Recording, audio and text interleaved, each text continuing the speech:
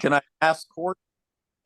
All right, Can we're I recording ask now. Court about that Coconut Grove that I was discussing? We won't talk about that, or not. I'm sorry, Naples. I contacted who's the guy that flies the kites? Reinheimer? Is that his Right. name? Ivan. Yeah, Yeah. yeah. I told him the whole situation, and he took it to NAIA, and they did write a letter to Zap about that, but they actually refused to write a letter to the show. And what he told me back was they were afraid of being blackballed if they contacted the show about the. Well, that's what he told me. I can show you the emails, but they did not write a letter to the show, did they, Court? No, they didn't write a letter to the show, but that Okay. wasn't being blackballed wasn't the reason. I don't remember the reason, but they Well, didn't. why wouldn't they advocate to the show directly or the executives of the board? There's a lot of things that NAIA does. And For there's a example, lot they of didn't get things involved they with don't- Krazel at all. They, you know, They should have, because that was another total injustice. now the deal with Krazel, the problem with Krazel isn't what people thought it was. And honestly, there were some issues with the artists at Krazel as well. So, Well, I know that particular artist. I even spoke with him about it. And he said the first time he ever heard that it had anything to do with racists was when another artist contacted him about the letter that was sent out by the show director stating he would never be back because of the racial issue. And he goes, there was no racial anything ever said in that whole conversation.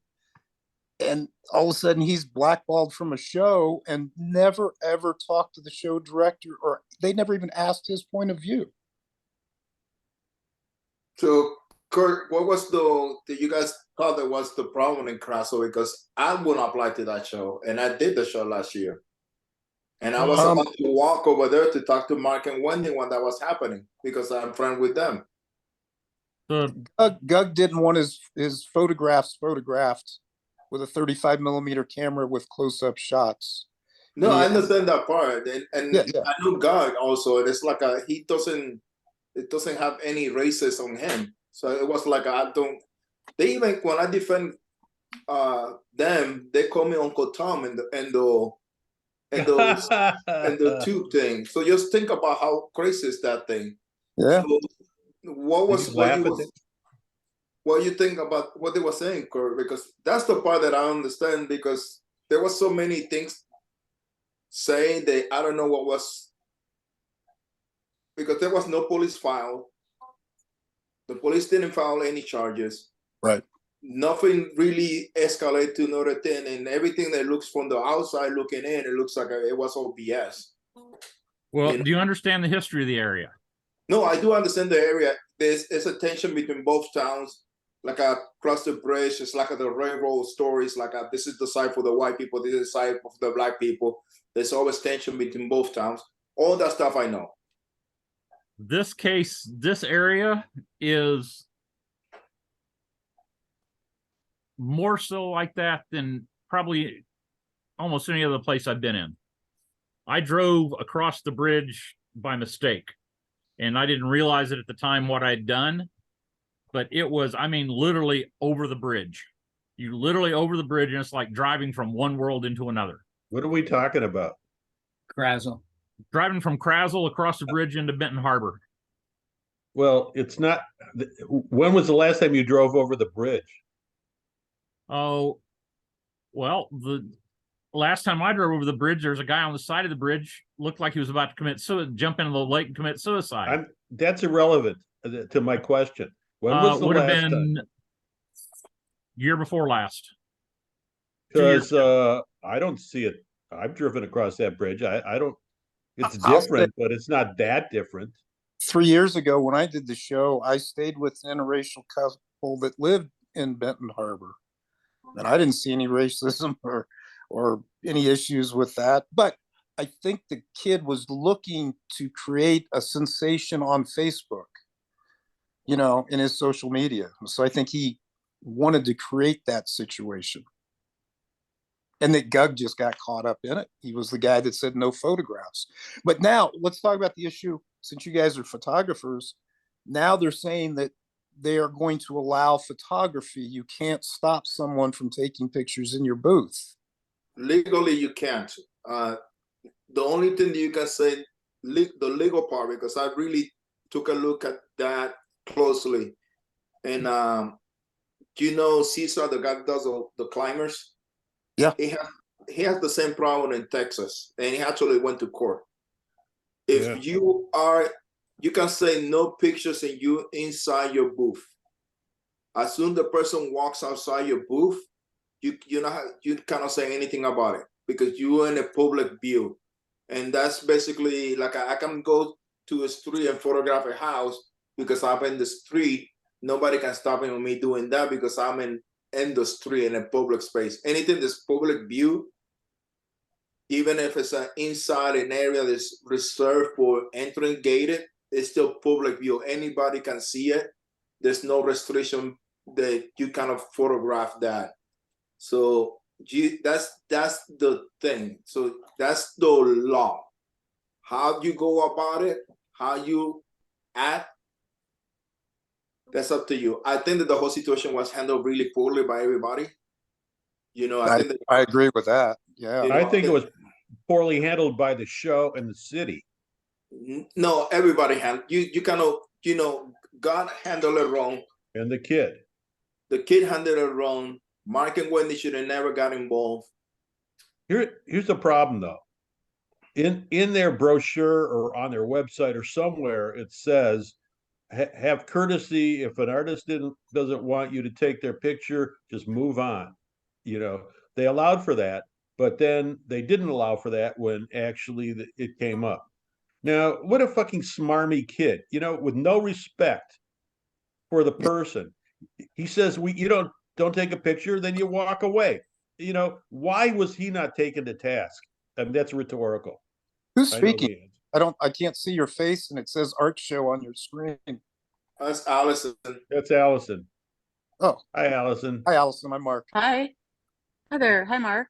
Hello. I'm going to rename myself. Let's see. No, you're from now on, you're known as Brittany. Well, who's that? No. I've only got 5. There's a 5th person, I think. There's 6 of us. Oh. Barry Bernstein. Fix Barry. your screen. There we go. Can you see my audio? I mean, my video? I Or can. not? Yeah. Oh, you can. Okay. I can. I've not attended a Zoom meeting before, so excuse me for that. I can only see No, you're all right. I can only see 4 screens, so I'm not sure how to. Oh, It's actually in. There we go. Now I it's got in you, Barry. There you You are. got it. Everybody. Okay. so as a side note, I know somebody who applied to Krazel, and what she heard was there was some racist thing, and the artist was an asshole, and da da da da.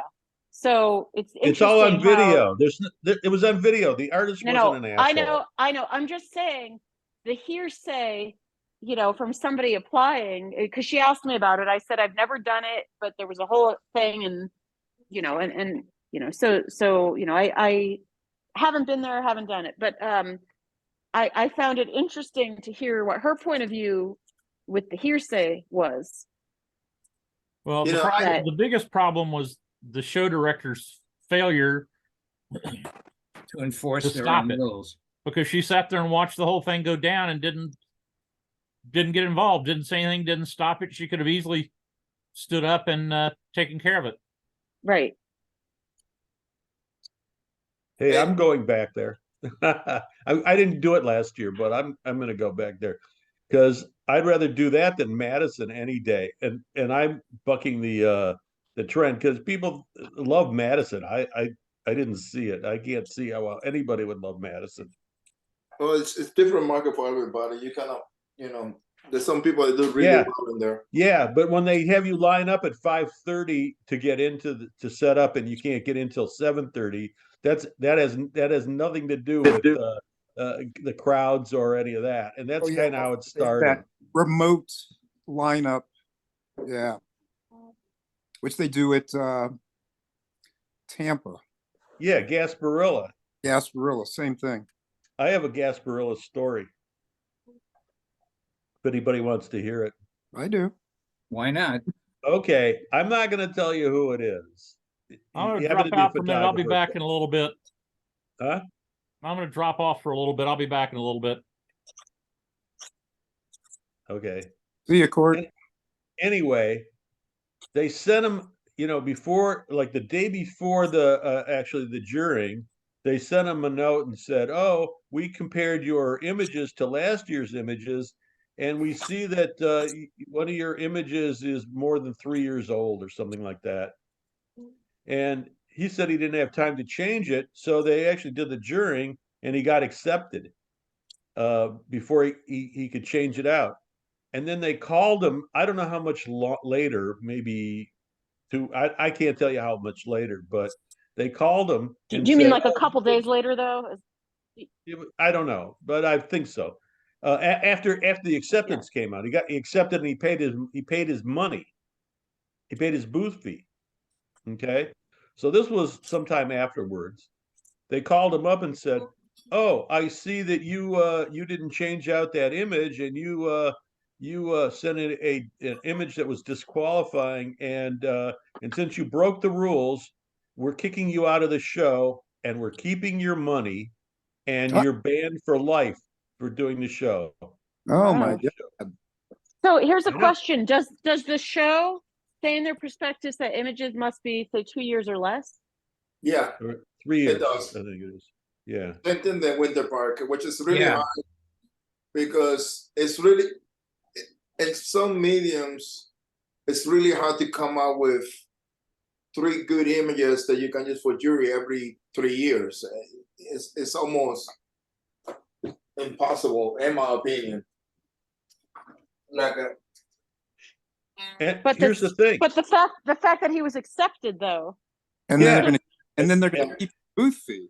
He's keeping his $500. They kept the $500 booth fee, which he's screwed because it would cost him more than $500 to take him to court to get the money back. So Yeah. so he just like blew it off. He should have a lawyer or at least write a letter. That's What's that organization we were talking about earlier? Maybe they should be writing a letter. NAIA.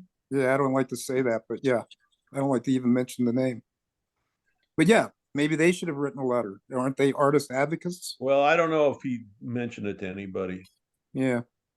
But I'm going to, the thing with Naples, and this is why Sharon from Fort Myers said that the state and the city was not giving permits like 30 days before any events at that point, because of the storm was so bad. That enough. So I don't know how much that had to do with that whole fiasco, but Patrick was sneaking into some groups and blacklisting artists also. Yeah, we had that conversation before we started recording. Wait, who did? Wait. The new Explain director this. of the Naples Smokes. I'll explain it since it happened to me.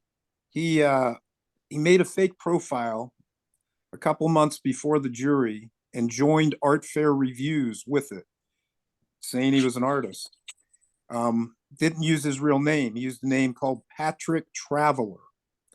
So when the jury was about to happen for Naples Fifth Avenue, the first show, he sent out a letter a couple weeks prior to that said, "If you apply to my small one-day shows, you'll have a better opportunity of getting past the jury into the big shows." And he only sent that email out to Florida artists. So some artists came on Art Fair Review. I'll even say who it was because I don't think they care. It was Kat Tesla, who's a lovely lady. And she just made the comment and posted the letter that she didn't think that was fair. Then some other artists came in and started making comments about that. Some, there were some things said that, that this Patrick guy is not being fair, that this is extortion, it's this, it's that. Well, when the jury happened, 10 artists that happened to have made comments, including Kat, on that post were all denied the show. Now they didn't get a thing that said accepted or not accepted. They got one that said denied, which is what you press when you're accepted and you don't want to do Right. That's right. That's Yes. right. But they Did got instead, and they didn't even get a letter from the show saying they were accepted or unaccepted. So one of those artists contacted Patrick, and is what he told her. What was relayed to me is he said, "You're just not eligible to apply this year. Can't tell you why." So they went to Zapplication and made a protest, those 10 artists. Yeah. I wasn't one of them. I didn't make any comments, but I Yeah. did get an unaccepted to that show. And Zapplication investigated and told Naples to give them their money back because Patrick had pulled their applications and didn't put them through the jury. Yeah. Wow. Wow. And so I've done that show 10 years. I've done all three Naples for 10 years. He denied me from all three shows this year simply because I own the group, and he thought I shouldn't have allowed that free speech to happen. Well, So you I know, started writing letters about that. that's This guy, you why know, is this guy still running the show? This guy should have been fired and kicked out of he should be banned from Florida, not just Naples. Actually, I hate to say it, but it is the mentality now, you know, in the governor of Florida that it's a dictatorial situation, and they could take your jury money and not give it back to you and pull your application, even though it's not Yeah. legal. I'm Well, not here's buying here's that. Only to if you continue wear with that I'm not story. buying that. That's Only not Let's if real. you That's continue dress the not in story a real. drag. That's little not bit further. reality. This Wait, guy's one person. this guy's wife is also an artist, and they were doing a few Howard Allen shows because this Patrick guy had no experience running any art fairs. So they did some Howard shows, and they did a couple Richard Sullivan shows to learn the business. And at Richard Sullivan, they did the Mercado show. Yeah. 2 weeks after they did Richard's show, Naples Art went to Mercado and signed a deal to do 5 shows in the same location as the Richard Sullivan show, set up in the same way. And so Richard was livid because they used him. They Sure. went in and used his show to find out how you get them in, get them out, whatever, and then went and stole the location and put 5 shows, one right after another, months in a row.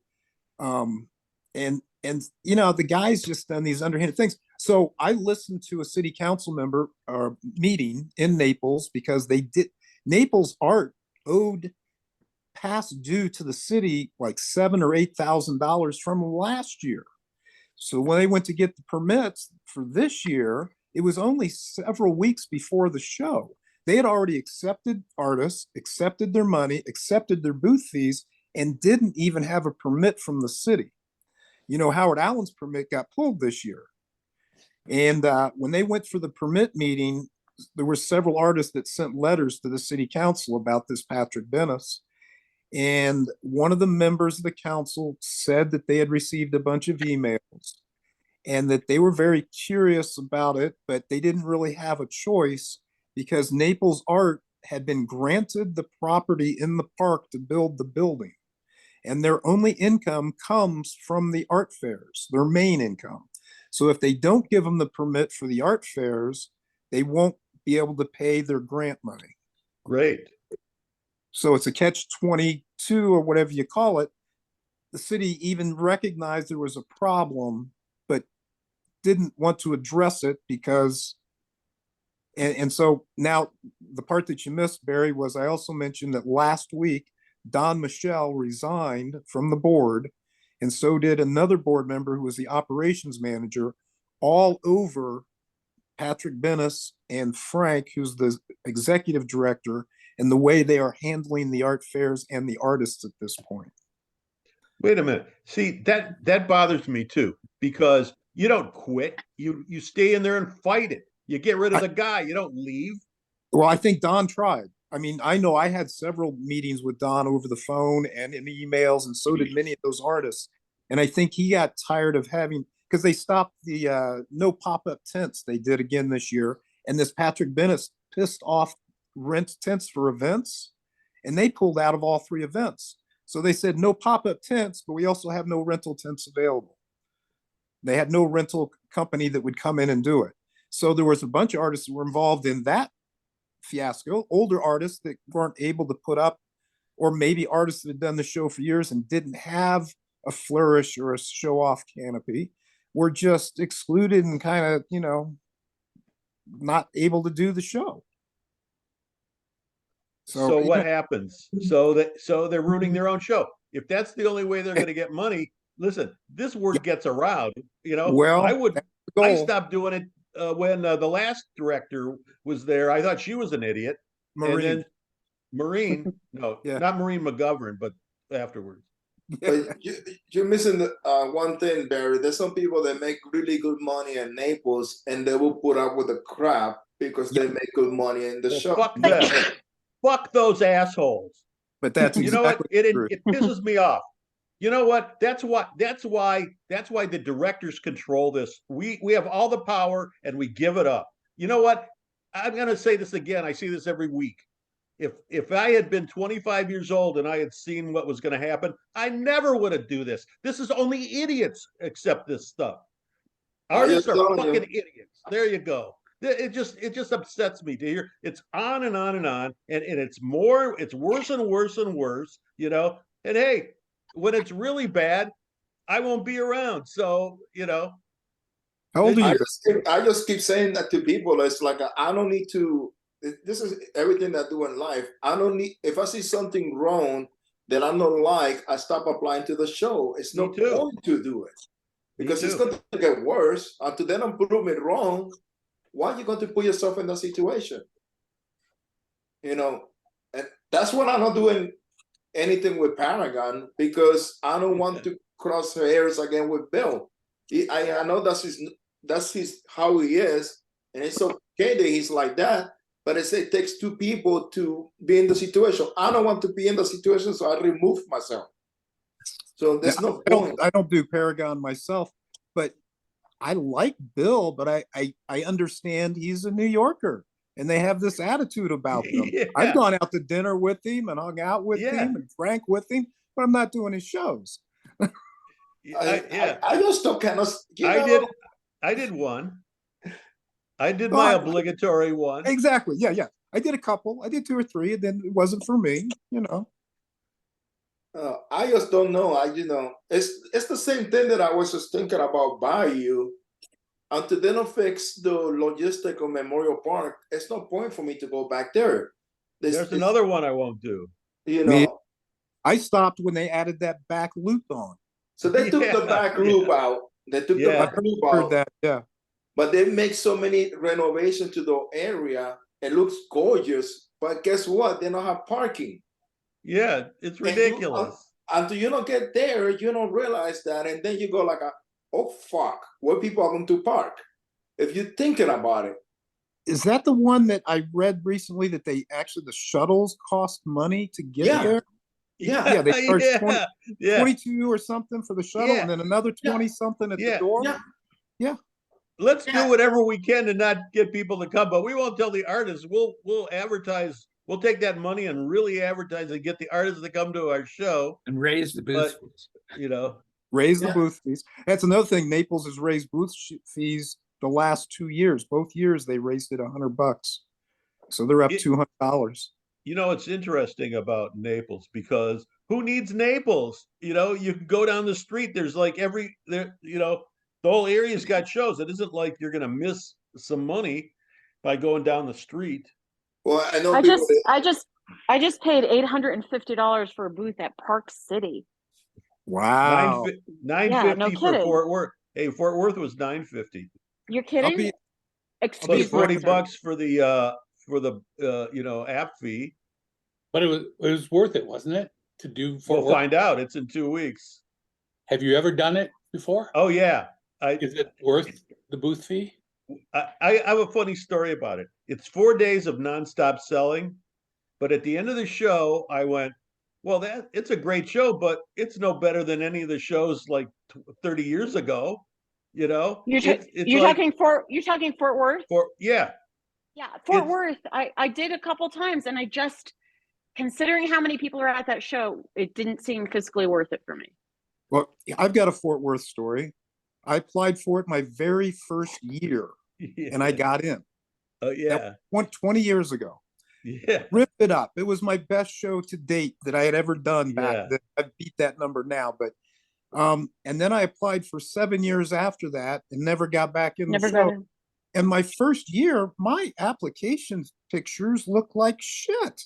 They looked horrible. They didn't even relate to each other. Hey, So every it's year always I had that better way. pictures and better quality work, and I never got back. It's hey, Mark, it's always that way.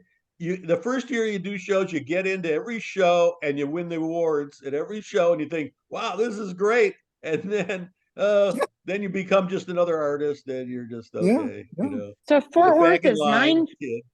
Fort Worth is $950. They can't get any sponsors for that show. I mean, that's They a probably have lot. sponsors. That's a lot of money. Yeah, And it excuse is. the name underneath my name, I noticed is my daughter's name. I don't know how to change it. It's the first Zoom meeting I've ever done. If you go to the upper right, there's 3 little dots, and if you click on those dots, a window comes up. Oh, there we go. Okay. And then Thank you, Alex. it says rename. You're welcome. Back So Grace Philadelphia Museum of Art, the craft Yeah. fair. So I know some of Yeah. you can't even apply. I've been applying on and off for like 20 years. I decided to apply this year. Yeah. And so then I see now they extend they always extend the deadline, but they usually raise the application fee. But this year they've extended the deadline and it's still the exact same fee. So, I mean, here I'm applying all these years and I get into good shows, but I just can't break that. And it's you apply on the deadline and everything, and they're I mean I have no idea if I'll get in this year or not. I mean it's I've never gotten in, so but I just thought that was like what are deadlines for if they keep doing that. Yeah, So that's just common now, isn't it? Yeah. Yeah. It That is thing common. never bothered me. I don't know why, but never bothered me. But they didn't even raise the fee this year for late applications. I've noticed more shows going to tiered application fees where they'll have 2 or 3 different application fees. It starts out cheap and then gets a little more, and then they'll do some, last minute deal, where it's even more. My favorite was Des Moines. Des Moines said, this week you got 2 days.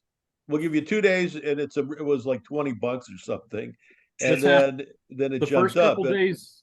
Yeah. Des Moines always does the first couple days, 2 or 3 days or something, is half price. Yeah, I like that. I would take advantage of that.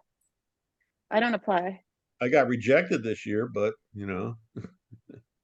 I would always apply with 2 different bodies of work to see what response I got out of them. Right. Is that for 2 different personalities? Yeah. Something Actually, we don't know about. I would apply, and Gray over here would apply. Yeah, he's a cracker in my hand. I like it. You could set up a profile for Gray and I don't know, put a bow tie on him, and his name is just Gray, no last name. I mean, he might get it. He might get in. Well, cat Mr. Gray, no first name. Oh my goodness. Right, Mr. Gray. Let's talk about another thing. What about application fees? I mean, they've gotten so ridiculous. Some of $60, $65. Where? Really? Don't remind me that there was. I think Rittenhouse just went to $60 last year, and he was in one of my chat groups, and he said, "Yeah, we changed to $60, and we got just as many applications as ever." Meaning, he thought by raising the price he'd get less applications, and did not, and he was kind of bright. Well, in the same landscape that we work as artists, with prices going up, how do shows recover their costs or not lose money? What do they do? I tell you what they should do. They should get sponsors every show should have sponsors to underwrite it in trade for advertising, because really the booth, our fees they don't cover anything. Right. They cover maybe 10% of the show. I don't think it should be on the backs of the people that don't even get in the show to pay for their fees. Wait a minute. I'll take it a step further. It shouldn't be on the backs of the people that generate the income for the city and the state, in sales tax and stuff like that. We're generating money for those people. Yep. You know, they should be paying us to do the show, not the other way around. Shouldn't it be a standardized fee? I don't understand why Zap, well, I understand it because they get a percentage, but Zap has no business in their business. That's the thing. They're only providing Yes. the venue. They're just I a mean, conduit. provide a to apply. service and say application fees are $35. Done. That's it. but it's actually like Zap saying that you should charge X for your work. It's the same sort of thing. It's not their business. I don't think Zap takes a know, percentage. I think, well, I don't think Zap takes percentage. I think it's flat fees. It Larry? is a flat fee. You Yeah. speak to that, Change. Larry? I think I have no idea now. I think it's X amount per, you know, whoever applies. And it's, I think it's tiered. I think it's based on if you have if you have 500 applicants, it's one price, 1,000. I don't know how it Right. breaks down, but I think that's Well, what how yeah, it they is. it used to be cheaper for a show to have if they got under 500 applications. Yeah, Cheaper. Bonnie would know that, but I mean, it is to use Zap up front. I think it's a minimum $1,500 buy-in. okay. The problem is that it was funny because yesterday tablet called me from the wait list and I said, sure, but I cannot pay you this week. I need more time to pay. And she said, like, why? Well, because I got a budget of $8,000 for show fees and I already use it. And she said, like, how is that possible? Well, let me put it to you. $400 sounds really cheap to me right now. My average booth fee is $600. Yeah. Every week I'm spending $150, $200 in jury fees. And, you know, there's so much money that I can make in a time period. It's, you know, it's crazy that you make X amount of money. And when you look at your profit, it used to be, for me, was like if I make $50,000, I will have $25,000 in profit. That's including all the expenses, right? Now it's dipping even more down, and now I'm going like I need to raise my prices again because it's dropping to almost only 40% profit, and little by little it's creeping down and down and down, and they start to scare me because I gotta keep doing this. Just think if you did this 30 years ago when all the prices were reasonable, gas was reasonable, hotel rooms were reasonable, and you know there was a lot Shows less were- expense Our those shows were days. new. It hadn't been around. Abortion was legal, but I digress. That's No, you know what, you can't say that. That's not fair because it's not the same. It's not even close. The other thing that Okay, why don't you just say, and women couldn't vote? Oh, that Well, was good. I don't think anyone here is that old.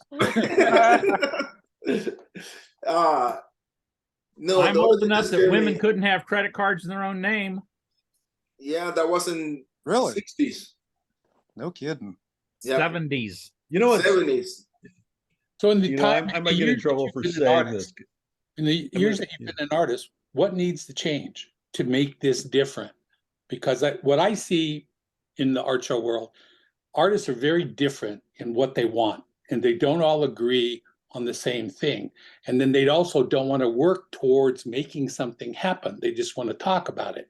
How do we change the landscape to make? You know, this is what I think that they really all the shows should be doing. They need to somebody need to take the time to explain to the artist to do social media the proper way, and we putting a little bit of money in there to bring people in, because that's most of the people that coming in that you need to cater. Facebook is the people in our age group, and then there's another group of people they need to bring more people into the booth. What I'm finding this hard is the logistics. They have to start thinking about where people are going to be parking, how many people walk the show compared to how many artists have. If you have 200 artists, you need at least, I would say, 10,000 people in the show walking by, at least. Yeah, To and pretty make- soon 500 Yeah, I would disagree with handicap that because I spaces. think it depends on how focused those people are that are walking the street to doing what you were saying. If they focus their advertising properly, You need bodies in there that not just bodies. You want to need people that want to buy, and it doesn't have But to be. this start, I understand, Ron, but you start with the part that you bring in the right, you advertising to the right people. They're going to come buy artwork. So they said that they do that part, right? Here's what it comes down to. What you're saying, Oscar, and I found a shocking number of show directors that don't understand what the number one item is for artists. The number one item is for artists. Make that sales. artists- yeah, sales. Yeah. They don't get it. They want to throw, I have a local show here. Autumn and Art in Wichita is put on by a group that does a big 10-day festival, and they're really good at getting people out and getting people there. But they don't understand that to get and maintain high-level artists, those artists have to have sales, and it's not a matter of just bringing in warm bodies, it's bringing in sales, and that's different than bringing in just warm bodies. Yeah, and that's that's Mm, the part that none of you are answering Ron's question, and you're not, and we're not dealing with the real problem. You guys want to hear what the real problem is? It's twofold. It's the same problem, but it's twofold. One, the directors have no concept of what it actually costs an artist, their break-even point to come to a show. They have no concept of that. So they're charging whatever they can charge. And artists are even... I would reword it and say, and ask the rhetorical question, do shows know the cost to artists? And that's something that needs to be communicated to shows. Well, put it any way you want. It's the same thing. And it comes down to, you're right. That's the second part of this. Artists have no concept of what it costs them to do any events. We're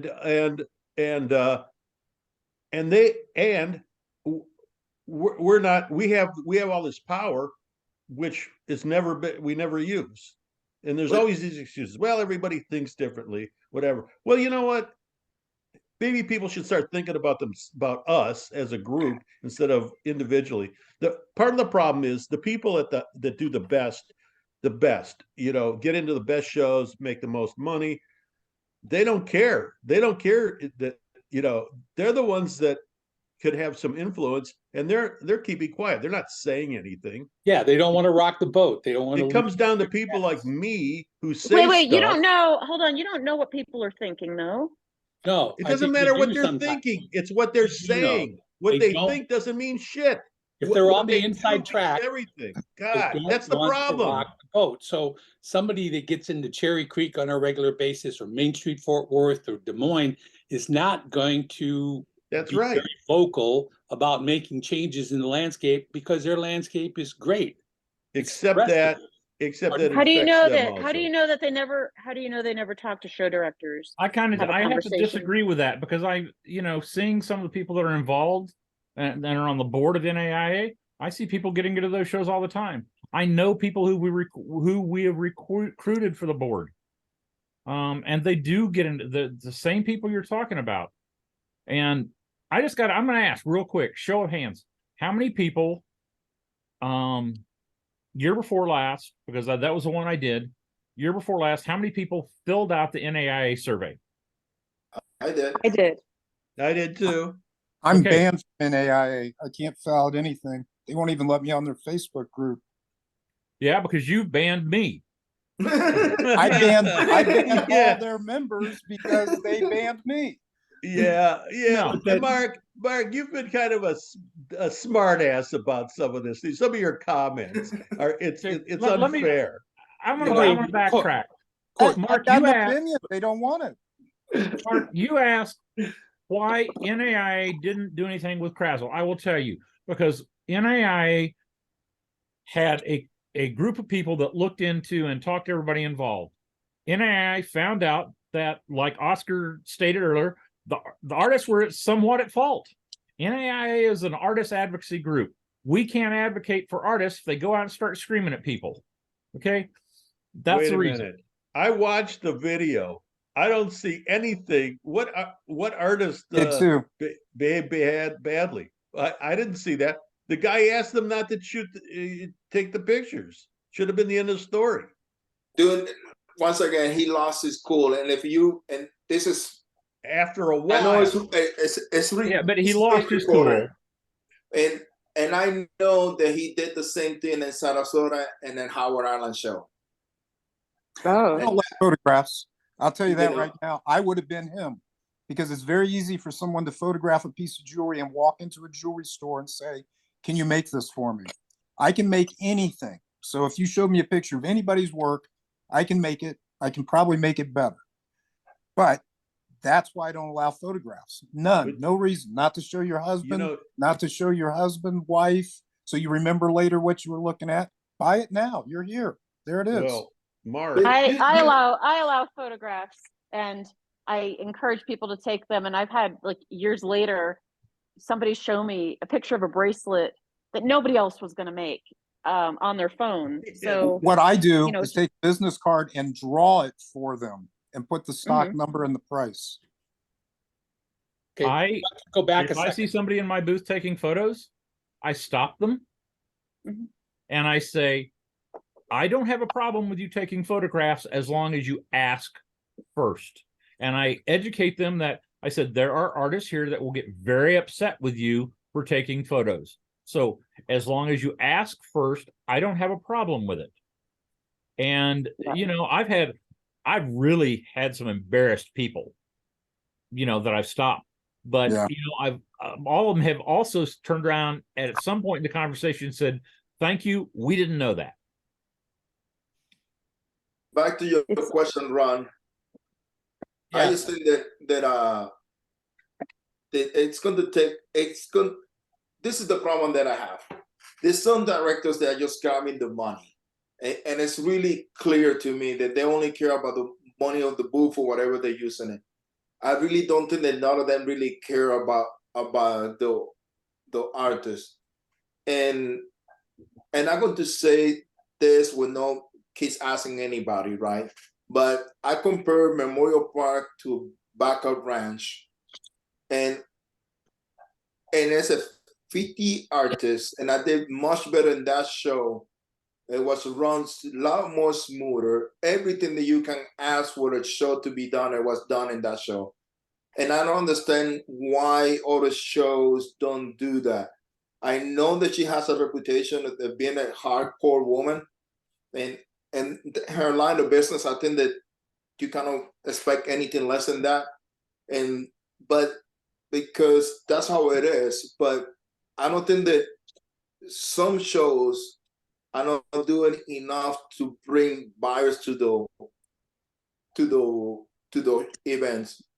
And at the same token, the directors, if they don't want to do the work, they need to show us or put somebody to help us to do some advertising so we can direct to our emailing list and clientele, our personal contacts, so we can bring more people. If each person brings, each artist brings, because this is something that Ivan and I was talking about, each artist brings at least 10 people to the show, you will have at least 10 buyers going around, because they bought work from you before and they will come around to buy. It might not buy from you, but they will buy from somebody else. Maybe somebody bought a piece from you, Barry, but they will come and buy now a piece from me. So I think that it's also the mentality that we have, that we are going around thinking us, and not thinking as a group when we're doing the show. It's not just about you. And this is something that probably I pick up from William and Douglas, talking to them.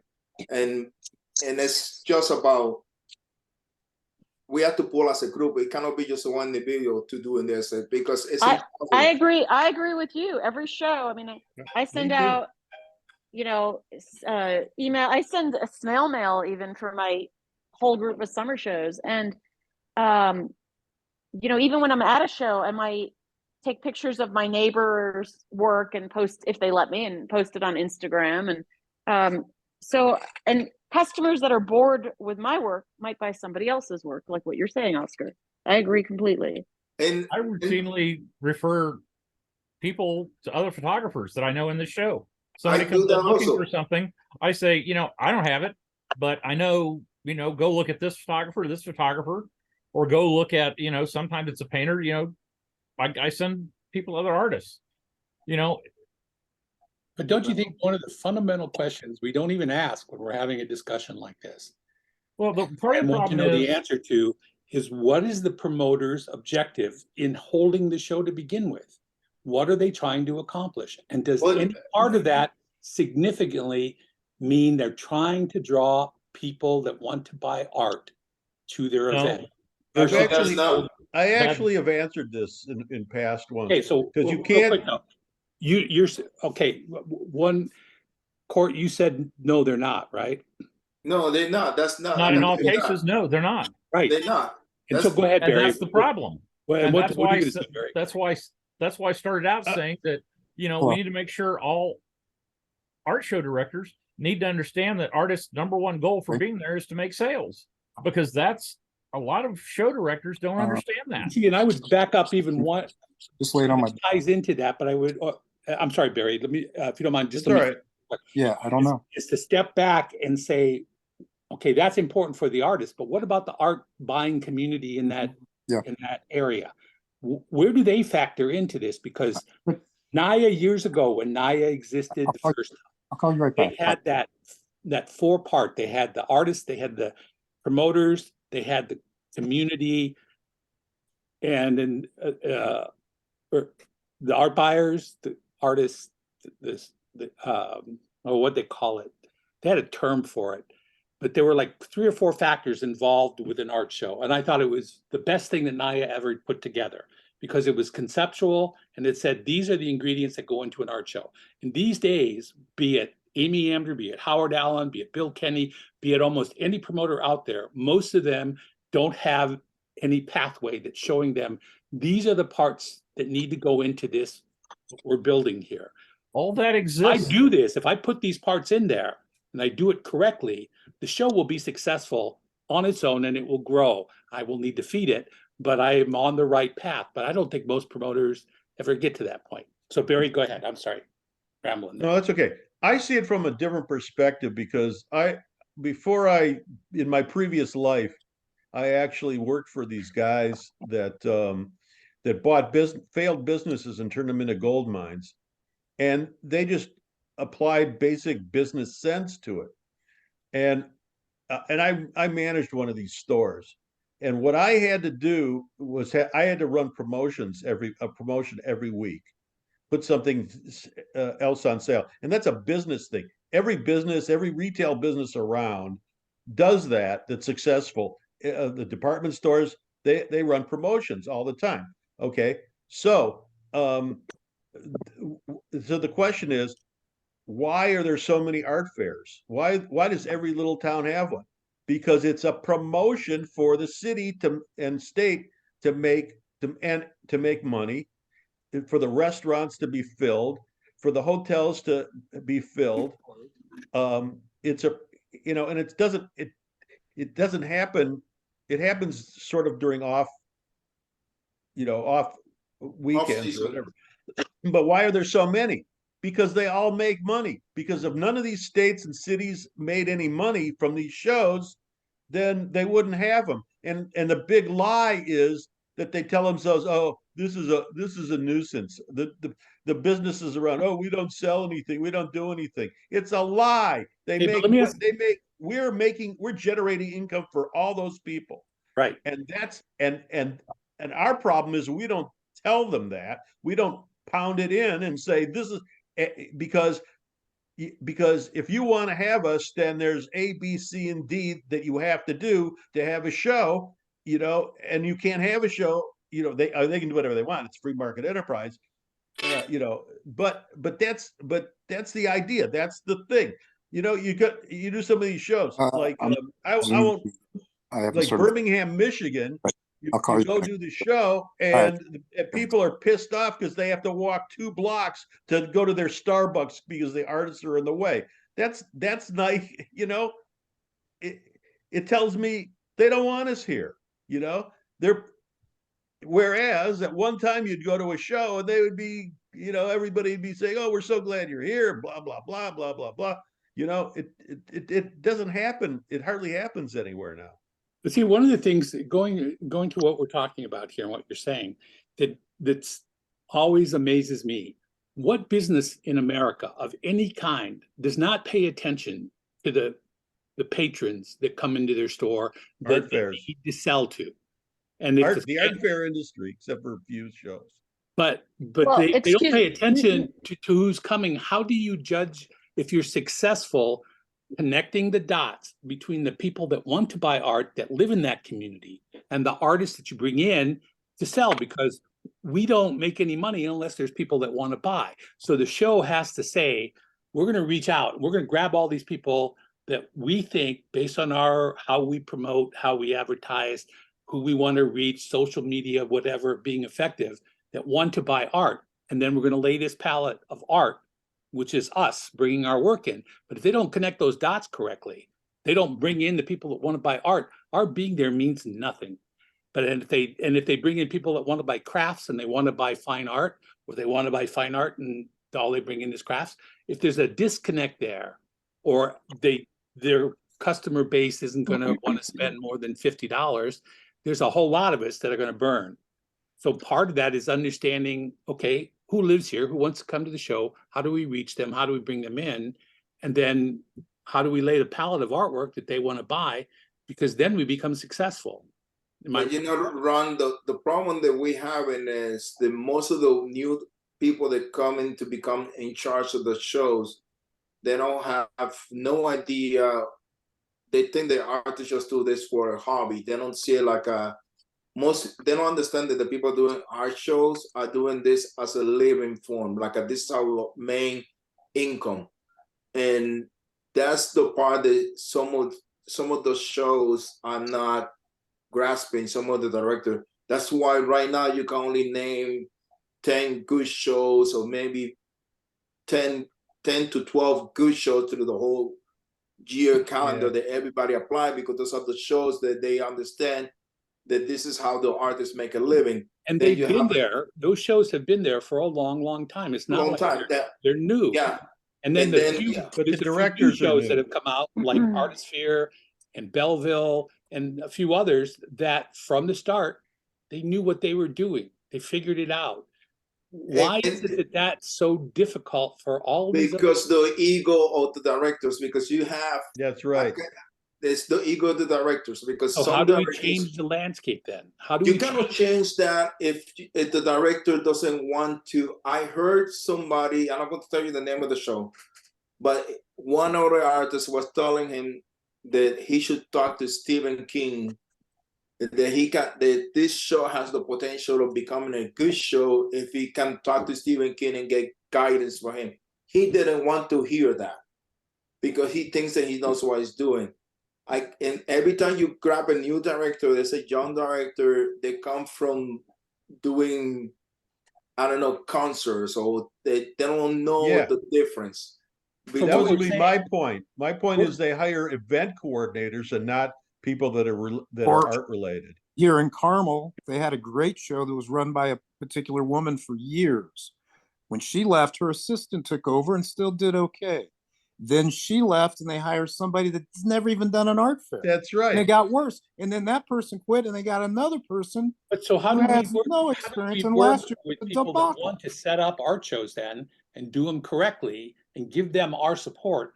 Because who's going to come change this landscape? If we're waiting for something to happen, what are we waiting to have happen? Because I don't see it happening.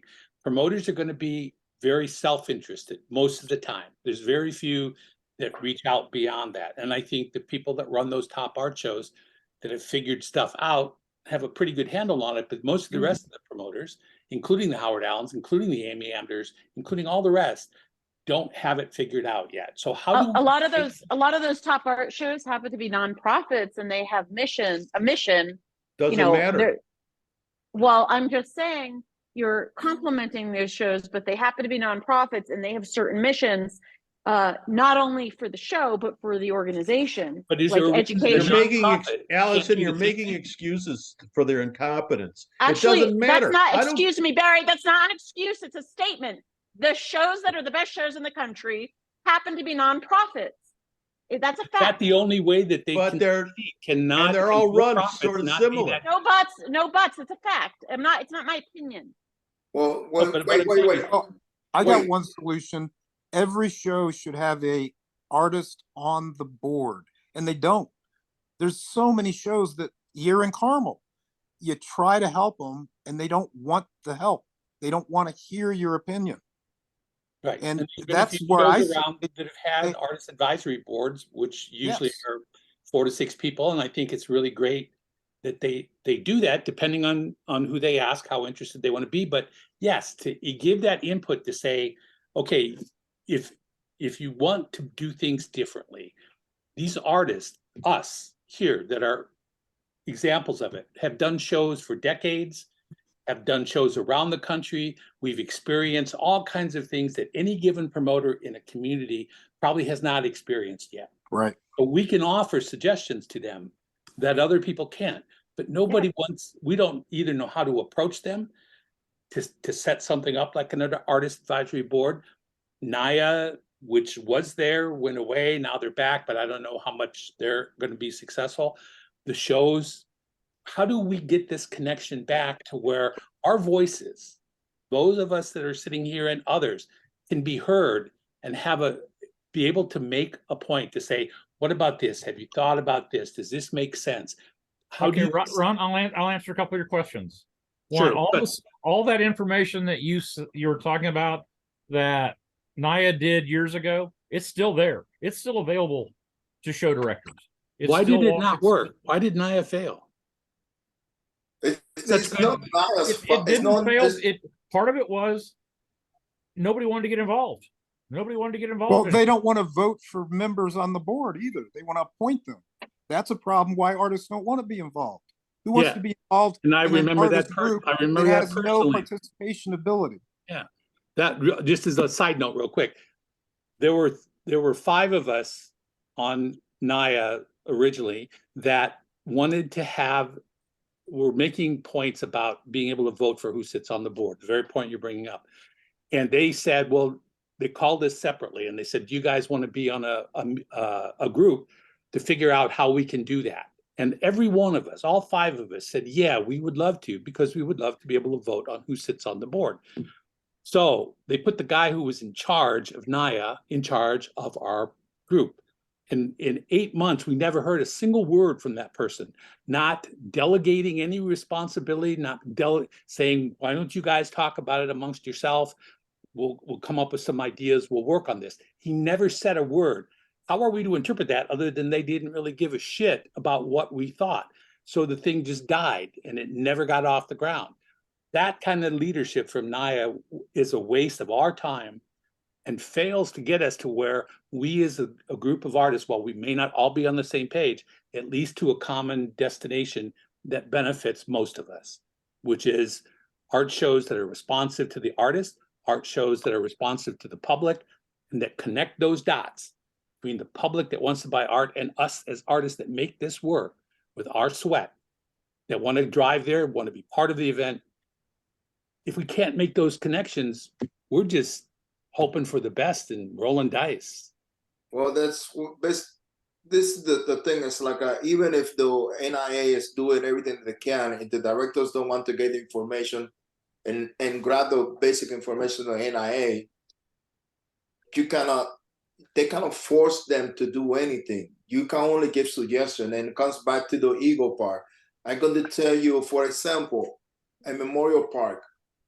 You Google the art show, and it says close on Friday, but you have to read really closely to find out that that's the office that is closed on Monday to Friday. So bad communication. But wait. You go and mention that to the person in charge of the show, and the response that you get back is, I'm not going to change that because of 10 days of the calendar year. When you're dealing with that attitude, why you think that no matter what anybody says is going to change that? And I'm going to tell you that's the difference between an A show, a B show, and a C show. And it's so easy, and it's so easy to change also. yeah. So if they don't want to do a simple change like that, what makes you think they're not going to make anything to improve out? So the only solution that I see is that people, when they start having bad reviews about the show, that this is what happened. And I'm talking about logistics, not talking about the sales. If they're not doing the basic logistics for the show, people need to stop applying to the show and dumping the show, because that's the only real power that we have. Everything else. But artists are so, we have free, you can join NAA for free, and we still can't get members. We can't get people to help with projects. I can't join. Well, Mark, Mark, we understand why, Mark. Because I have an love opinion. I have an opinion, and I voice it, and they don't like what I say. Well, yeah, Mark, It's simple and as you know that. what? I helped you get art fair reviews fucking started. You don't even remember who the fuck I am. So, I do. I know who you are, Court. I know who you are. I know No, you Barry. don't. I know, You didn't know who the almost hell I everybody in was this when you group. came in here. But one of the benefits of You know, what here's the Naya thing. did do at court, I think This is great. real powerful, was Bill Charney, who was, I think, the power and the leadership behind forming up the Naya. Look at the series of shows that he set up. He set up some remarkable shows, not just one, but Portland Rose Festival, Cherry Creek, Main Street Fort Worth. He revised Des Moines. His list of credits of good shows is impressive as hell. There's no other promoter out there that I've ever heard of that has done what he's done. So if that philosophy that he had can be carried over into a new version of Naya that can connect with promoters and make the point, and hell, if the promoters don't give a shit about it, I'd as soon see somebody new come up and say, I think I can do this. I think we can figure this out. I'm not in this because of my ego. I'm not in here to get rich and famous, but I can do this. And if you guys support me, we can make this happen. And I would love to see somebody do that here, there, all kinds of places, because I would give them my support in a heartbeat, because I'm tired of so many of these promoters out there that just don't give a shit. And the artists don't have the organizational capability to do this on their own. So how does this landscape change? I'm going to give you an excuse for the promoters, and don't take this the wrong way. From what I understand, from the times that I talked to them, and promoters or directors, whatever you want to call them, they have said that one of the biggest problems they have in the last few years is they have a budget for advertising, but they have to divide it in so many parts now that they don't know if it's effective enough to produce what they used to. Because now most of the real clientele is becoming older. And like it or not, you start to think at a certain point they're going to start buying our work. Or the only person that keep buying repeat business, even they get older, is maybe jewelry. But when you start talking about so much you can put in pottery in your house, so much you can put in your walls, so much you can put in your closet, you know. So at some point, those people are going, so you need to start tracking younger people, the people behind them. And that's the part that most of them are having a problem, how to bring them into the art show. All of the fact that how the younger people see things in these days, they prefer to spend the money in events like experiences done in things. So they don't care so much about things. You think that people that have made it to their 50s and or their 60s and even their 40s are not similar to the people that we've been selling to for the last 20 or 30 years? Correct. Yeah, I would agree with that to a degree. Yeah, I would say that it's a different mentality, because even me and my sister, we only apart by 6 years, and how she spent her money and how I spend my money is totally different. And she'd rather have in her house a blank walls house and go to Italy for a month. They want experiences instead of things. Yeah. And That's the mentality. You can tell me that's probably your daughters are the same way, Mark. You know. So What do that's you Well, something that, go There's ahead. another part of this too. I know people in town, well, in town here, younger people that would never do art fairs. They do all their selling online. Yeah. I know. And I There's they, a know and lot they of know things. a lot that of whole jewelers market like way better than I do. but Yeah, that's but so are they successful? I remember years ago hearing that only 5% of eBay stores succeeded, 95% of eBay stores failed. So there's lots of people selling online. They also tend to sell really cheap. Are they selling successfully at a broad enough scale that that's viable for those of us? Like when people come into your booth, Barry, and they pick up one of your pieces of pottery, they see firsthand in their hand what you made and how impressive it is. Yeah. And everybody else, I think it's the you same have to way. make just a little correction. He Okay. doesn't let people touch his pottery. He only Oh, can okay, yeah. see it. That's your thing too. Yeah. But it doesn't, don't you I think wasn't going to bring that up. but standing there, seeing it live is completely different than seeing it online, a picture of it online. It's different.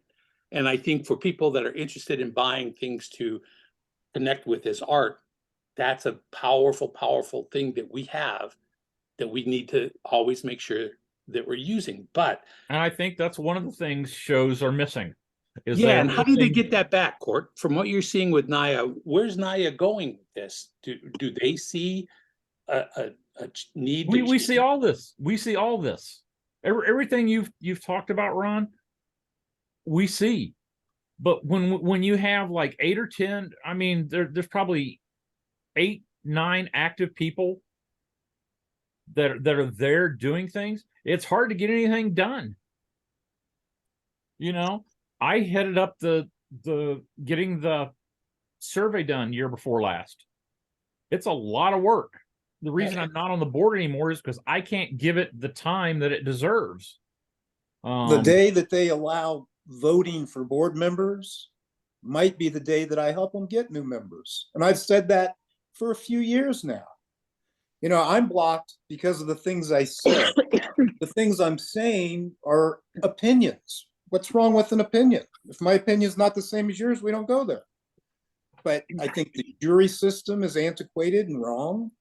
I have things. The reason I even started Art Fair Reviews was because they threw me out of Art Fair Review for having an opinion. See, I woke but up what in the you're- morning- Here's the problem. Here's the problem.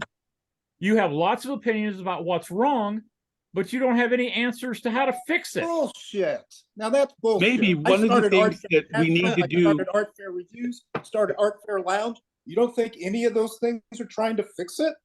Yeah, and you know what? And I'm doing them. I'm Let me doing them by tell you, myself. the reason I left Art Fair Reviews is because I had a lady that did wire beading tell me that I didn't need to have fucking weights on my tent and that her easy up was perfectly fine. I had people tell me that they had their easy up go through a fucking Well, tornado. It's I don't know bullshit. any of those people. And if you read the comments and all the posts that we have, we're telling people all the time how to set up properly and use stay bars and 45 pounds per corner. I mean, we have almost 13,000 artists in the group now. Come on.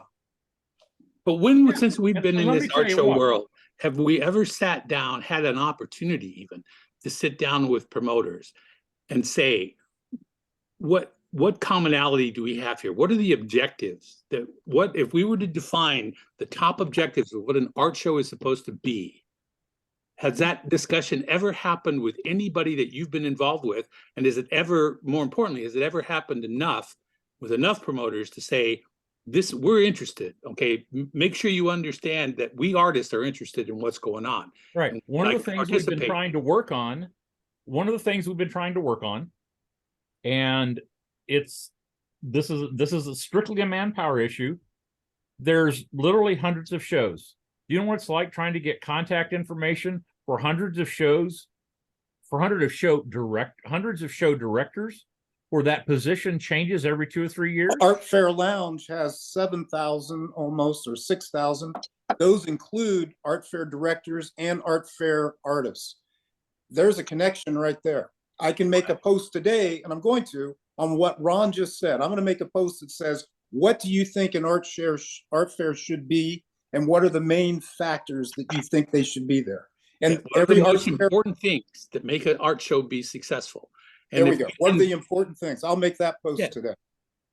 Thank you. That'd be great, because I think if we could have a discussion about where do we go back to the beginning and start, okay, where do we start? How do we formulate it? If we were to sit down and formulate an art show, what would be important for us as artists that have practiced this for years or decades?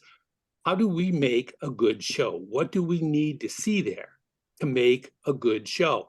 And if there are people that want to step up and do that, maybe some of the groups like Naya and others, instead of trying to change the whole landscape at once, just a thought would be to say, work with some shows and say, okay, let's have this discussion. Let's see what we can do together, how we can help you make this show work. We'll get something out of it too. And if we can change the landscape of the art show world bit by bit, show by show, and show people, yes, this is what can be done beyond the examples that are already out there with the really top shows. But how can we do this? Do they all have to be nonprofit? Can we make them for profit? And I think the answer is probably yes, we can if we get, if they're. Okay, here's the thing. First of all, those That is the resources, problem. the resources, a lot of those resources, Ron, already exist. The problem is letting show directors know those resources exist. That is up to us as artists to say, hey, you know, if we know we all have local shows in our area, when they get a new director, we should make it a point to, and I failed at this. I failed miserably at this, and I'm going to fix it in the next week or two. We need to talk to those show directors and say, hey, here are the resources that are available to you. Okay. And Art Fair Lounge is probably the biggest resource available to them, because they can come on anytime and read comments as much as or as little as they'd like. And it's all there. The problem with that, Mark, is that this is what, and various tests to this. If you say something that they don't like, they get mad at you, and they don't see it like a positive critique. Granted, I think that every time you say something negative, you have to come up with a solution. Mm-hmm. But or you can say, you know, this is a problem, and I really understand that I don't have a solution for it, but maybe somebody smarter than me or beyond my pay grade can figure this out for you. But that's the question, that if they don't realize they have a problem, there's nothing you can do. And look at Madison out in the square. The last week they was complaining, I think in reviews, that they didn't have the results out. Somebody finally got a hold to the director saying that she's new into it, and that it's taking a little bit longer. But she never sent an email to anybody saying the results are coming, and a week later than was supposed to be. And everybody was up in arms about it. Then they got pissed off because they couldn't pay the booth right away, which some shows they don't let you pay the booth until 2 days after they tell you yes or no in the invitation. So I want to go back to what Ron was saying. Ron, here's the way we change it. And this is literally what we have to do. As an artist, I have to take the responsibility to go talk to the local show director that's doing the show in my area and say, here are the resources available to you. Here's what's important to me personally as an artist. Here are other show directors you can talk to. Here are other resources, whether it's NAIA, whether it's Mark's Facebook group, whatever. Here are other resources that are available to you. If you need help, I'm here to help you do this. Well, I think that's good, but I think I would go I still would go back a step and say let's strategize this. What are we trying to do with an art show? Why are we even going through the motions of holding an art show to begin with? What are we trying to accomplish? And if we can't answer that question, the rest of it doesn't matter, because it won't. But here's the thing. Here's the problem with that, Ron, is that means a whole bunch of very different people have to get together and come up with a solution. And that isn't going to happen very easily. No, but if those people all have to work together to make it happen, they're going to have to find a way to do that, or they're going to have to replace them. Right. But if wait a minute. If we wait a minute.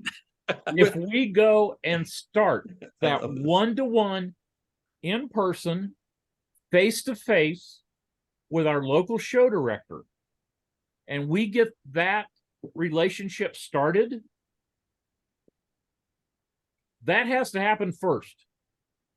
If we don't have that, it doesn't matter what groups get together, how big the group is, what they want to do. None of that matters. We have to sit down and face to face with the show directors, and not just one people, but maybe you got 2 or 3 people in your area that are artists that do shows.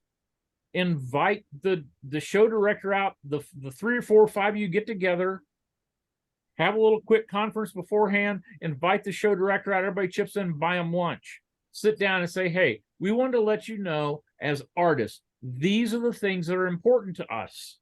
And we are here to help you. And here's some additional resources. If we start with that, if we do that, then we have that one-to-one. It's no longer, I mean, I see it, and it is a constant topic of discussion in every NAI meeting I've ever been in. And Mark, you're partially responsible for this, is artists being blackballed. Okay, it doesn't. Artists aren't blackballed. It's a It rumor. doesn't happen. Okay, you want to believe it, fine, go ahead. But, and yes,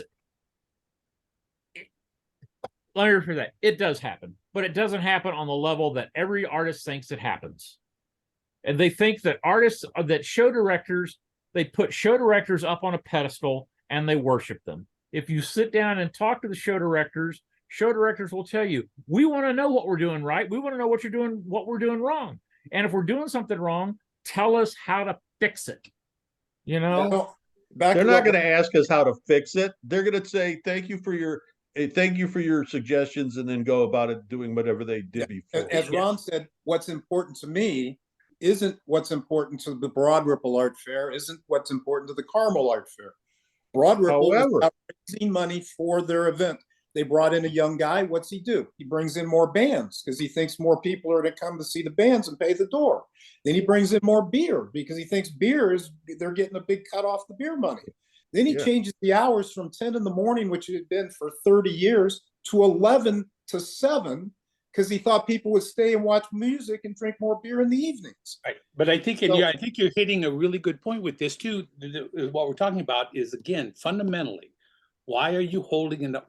When you formulate this event, what are you trying to accomplish with it? And if you don't stop and ask yourself that very question, what are we trying to accomplish? And what are the components of this? And how do we connect the dots on this? You're never going to get anywhere, because it's going to be pure luck if you happen to hit the right spot. If you step back and you go, okay, is this going to be a music festival? Is it going to be an art festival? Can they both be held together? Well, artists have a lot of views on that, because we've done shows around the country, shows that work better than others with music involved. But all of these kinds of situations start with a fundamental question of, what are we trying to do? It doesn't matter if we've held this show for 40 years. What are we trying to accomplish with it now, right now? What are the people involved saying we're trying to do? And then wait a minute. Involved, and I think goes back to Naya. One of the great things it was, and I remembered it, it's artists, it's patrons, it's the shit, I thought I remembered it all. There are 4 ingredients, and I think those are saying, yeah, these are all part, the community that this event is held in, the artists that come to the show, the patrons that come to the show, and the show promoter people. We all work together, and if we're not on the same page and we're not pointed in the same direction, we're never going to get anywhere. It's just going to... Ron, you're not recognizing something. When you're saying we, you're not talking about us as artists. Who are the we? Your we is show directors. What are we? These are people putting on the shows. Those are the we's. But we're not part of that. We have, but we're supposed to be. That's what I'm trying to say. That's the fundamental problem, because show directors didn't at ZAP conferences, didn't the show directors get together and discuss? That fellow I was just mentioning ran the Broad Ripple show into the ground. He also spoke at a ZAP conference on how to run a good art festival. yeah. To other directors. But see, do the artists have this? Do we yeah. have this? As soon as we talk about, first of all, this conversation, we had this conversation 25 years ago or 30 years ago. This is not a new conversation. It's the same rehash over and over and over again at the same thing.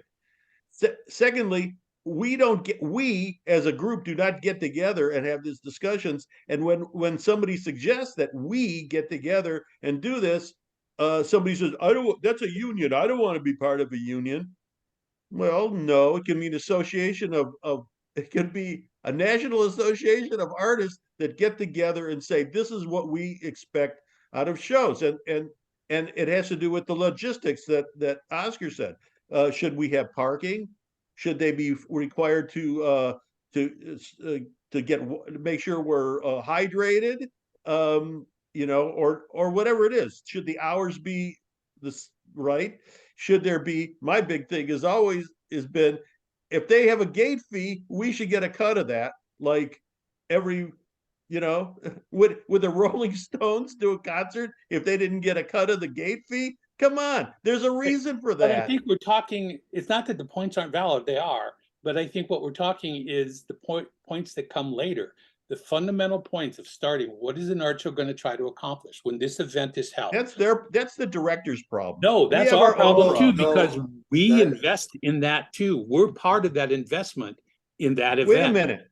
Wait, Auto don't you workers think that don't you think that we're like, especially for-profit art fairs, we're paying for a service, a booth at a show, and they're supposed to give us what they promise. And some shows have it in their prospectus. They pay for advertising, they provide, an image and a link to our website on their website, security, right? I mean, there's all these logistics. So security is important. So, right. That's why, there is a difference between nonprofit and profit art fairs. And I would think, and I'm just sort of, there would be a mentality difference as well, because a nonprofit has different obligations than a for-profit. Well, Allison, it doesn't matter profit or for-profit. The main thing you have to worry about. The whole reason for doing the art show is for whoever's putting on the art show to make money. Okay, the only reason for artists to do the art show is to be able to survive and have a decent income for years and years. The art shows also put on art fairs, like Sun Valley. The art center ran it for years and years, and they never made a profit. And they actually made a profit from their wine auction, but not the art fair. And they gave the show to a private promoter, and it's pretty much the same show. And I don't know if he's making a profit or not. The booth fees haven't gone up. He really hasn't made many changes, but it wasn't part of their mission anymore. And art fairs. I mean, art fair promoters or organizations have art fairs to bring supposedly culture into their community. Artists from across the country, that kind of thing is a desire for some art fairs. And if they're not, that is what they will tell you, Allison. But at the end of the day, I don't know even a nonprofit. And St. Louis got into this, and talk to Jean Vogel sometime, because she's real familiar with what happened with St. Louis. At the end of the day, it's about making money. Nonprofits have certain legal obligations. But at the end of the day, the nonprofits are using the money to fund. The idea is to either fund the show or to fund other activities. Let's take Naples Art real quick. Or pay themselves more. All making six-figure incomes. Yeah. The director, the executive director, they're all making six-figure incomes. They're giving 10% back to charity. That's their nonprofit. Yeah. But any business that, even if they're a not-for-profit, doesn't mean they can't make a profit and then do something else with it. But the point is that if they're running themselves to the point that they are making money, that they're growing their event and they're making money, that's what they're supposed to do. It's not just like we hit this break-even point and stay at status quo. No, we don't. We grow the event. Because name more one people show that's come. growing the event to make it better for artists. Give me one show that's doing that. I think all the top shows are. Main Street No, Star. no. The no. top shows have been doing that forever. They're not growing. They're staying. How do They're you know they're not maintaining their excellence. Give me one that was just average, that's growing and become a better show. Just name one. Well, I'll back tell when you they a used to do it, Broad quick Ripple thing about got Carmel. better. Got I better mean- and better and better, and then it kind of grew. No, now, not Well, what they did 30 I years don't know. ago I don't or know the 25 financials. years ago, before they started charging a ridiculous amount of money and keeping people from coming in and keeping me from doing the Broad Ripple show. But how do you assess that? What's happening now? How do you Not what come to a happened 5 conclusion, years ago, Barry, 10 with years ago. any show that it's doing better or worse or staying the same? Where's the data that you draw from that says, yeah, they made more money this year than last year? I don't know where that comes from. Do you? But I'm not making. But you're the one that made the statement. Give me one that's doing better. I don't have that data for any show, period. There isn't one. Give one that you've done. Just give me one from your own experience of I doing a still show. don't know financially how the show does. All I am able to assess is how I do and the artists around me and other shows, artists that may be in the show, but that's still a fairly small percentage of the artists that are at the show. I can only tell you from the shows that I do on a regular basis that, and it will be interesting this year how it goes, is 57th Street Art Fair. Is what? 57. See how it does this year. Because last year was the first time they did after COVID. So I cannot say how it's going to be. So, Barry, were you this asking year me is going the personally right. how I was doing versus before, or how the show itself was doing financially? No, I think that the Well, show that goes hand in hand. 57th Street, the quality of customer coming to the area is better than what I used to be 5 years ago. It has to do with the area changing. Is that because of the show or just because the demographics are changing? The demographics of the area, because I live in the neighborhood now, and everybody that's moving in here, I can tell you, is making 6 figures and close to the 200 and more. I would say that's true for Carmel also, but Carmel, they do it as a community event. That's their only purpose, is to make fun for people in the community to come and walk and drink and see a band and see some art. They don't do it for the artist. They call it an international art festival, and there's no international artists. They don't even try to bring in an international artist. But if any one of us was going to start an art show and run it, what would our objective be? Okay, Ron, I have a question for you. Sure. Okay, let's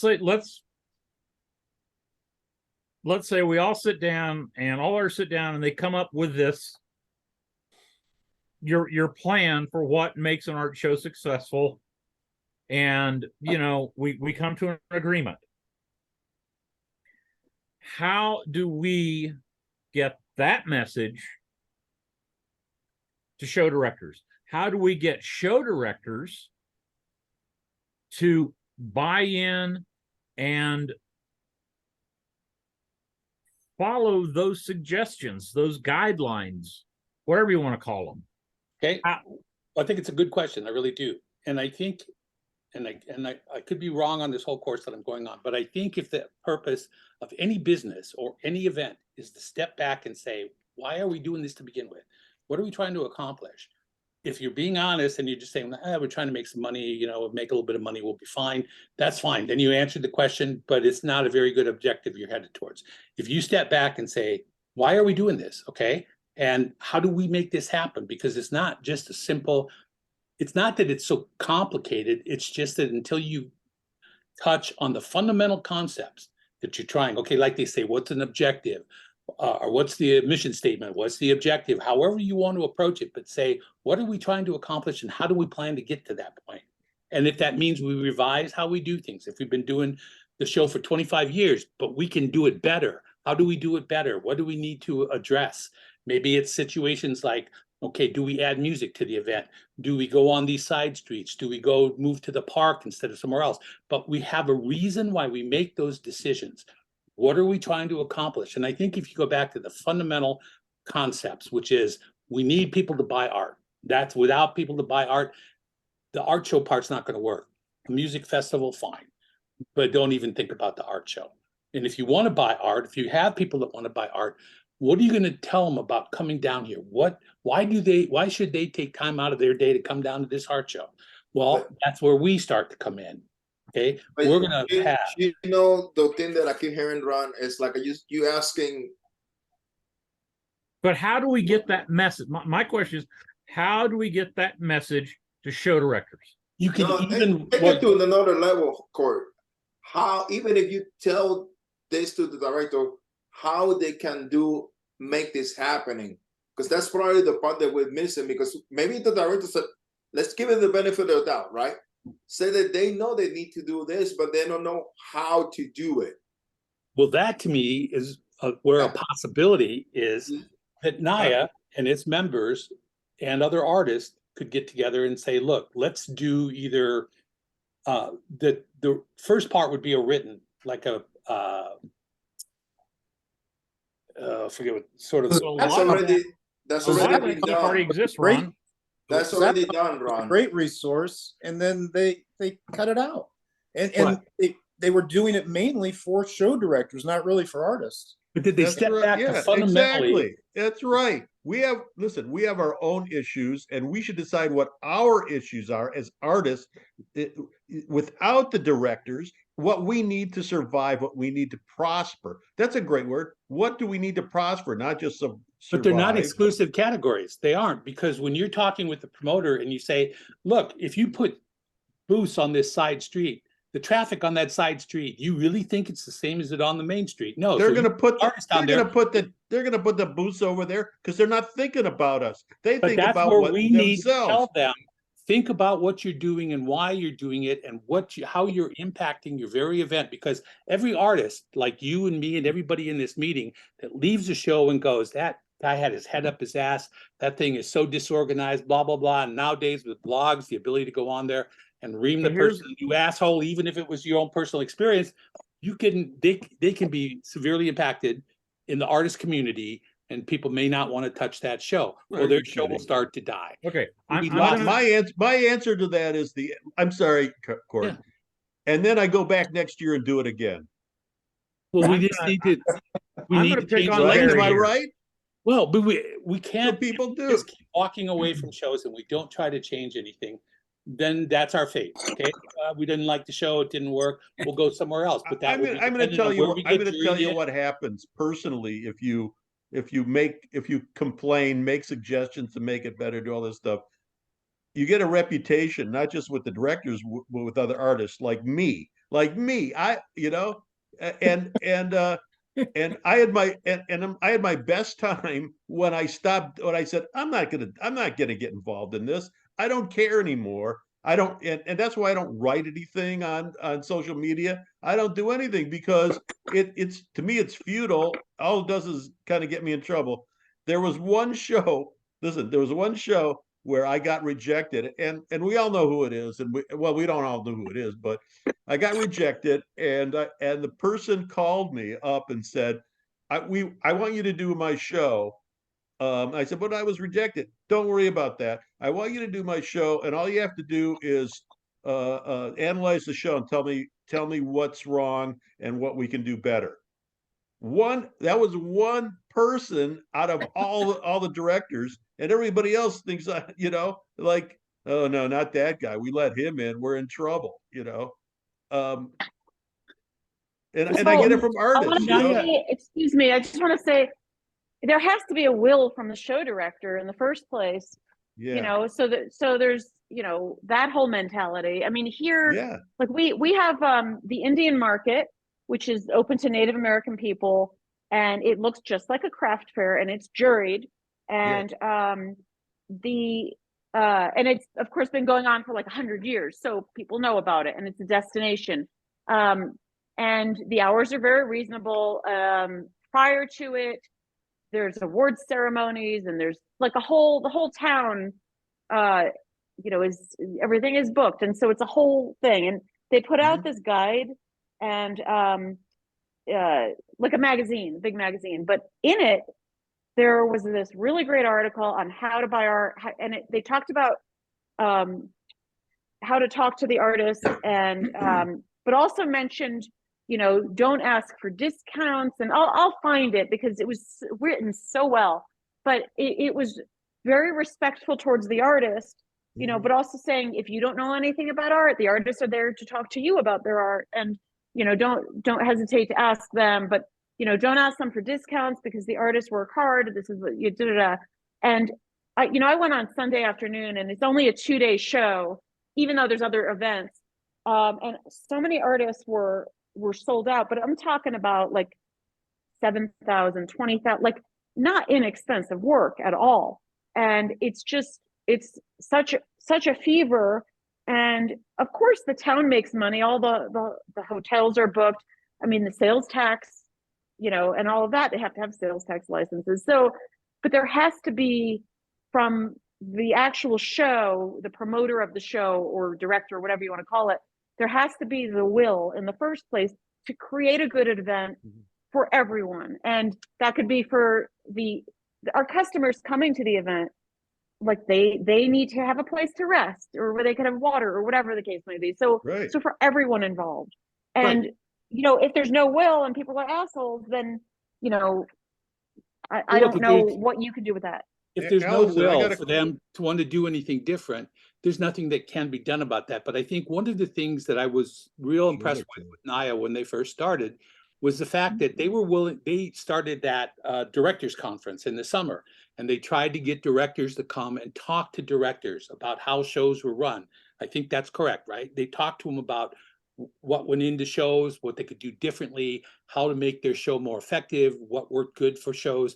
So they were coming up with good suggestions to say, we don't have to change everything, but if you look at how you do things and something doesn't make sense, there's probably a better way to do it. That's just not art shows, that's business.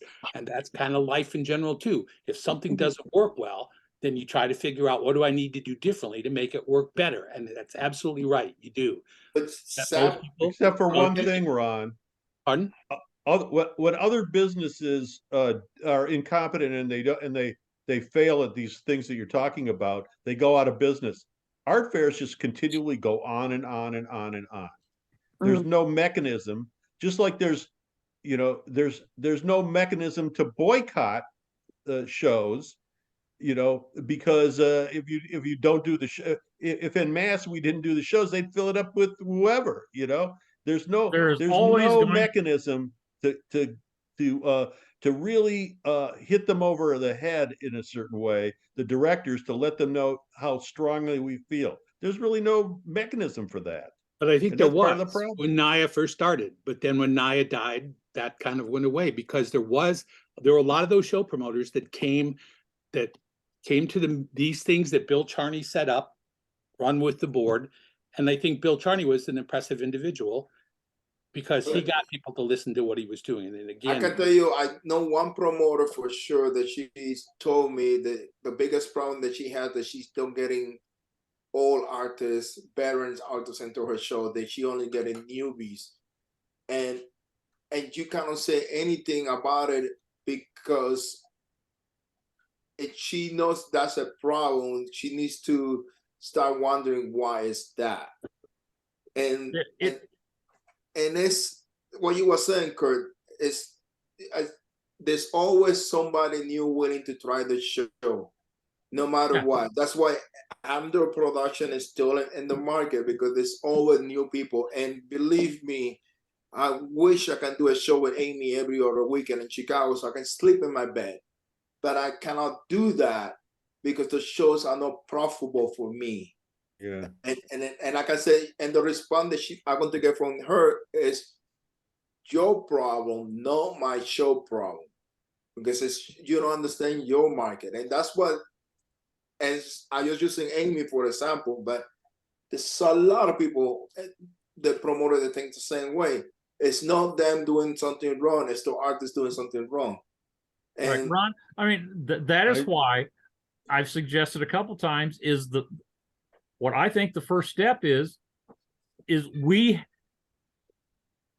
can do, NAIA can do conferences, they can do whatever, but we have creating a 1-to-1 or a 2-to-1 until you sit down face to face with a show director as an artist. that creates an incredible connection. And I think that is the most powerful thing that we can do as artists, is to look at our local shows. If everybody sat down with their local show and got 3 or 4 artists together and said, hey, we're here to help you. Took them out to lunch and said, hey, we're here to help you. How can we help you?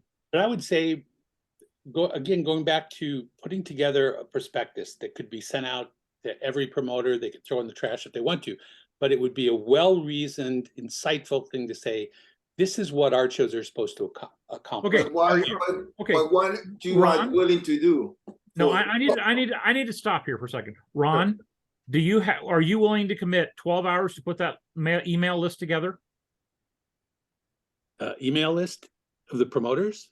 Yeah. Later this year I could, but once my show season starts up, I got a show every weekend, so I don't have. Okay. Now, I'm going to stop right here. Yeah. That's what we're facing as NAIA, as the board, is we know what we need to do. We know all these things. Nobody here has said anything that we don't already know.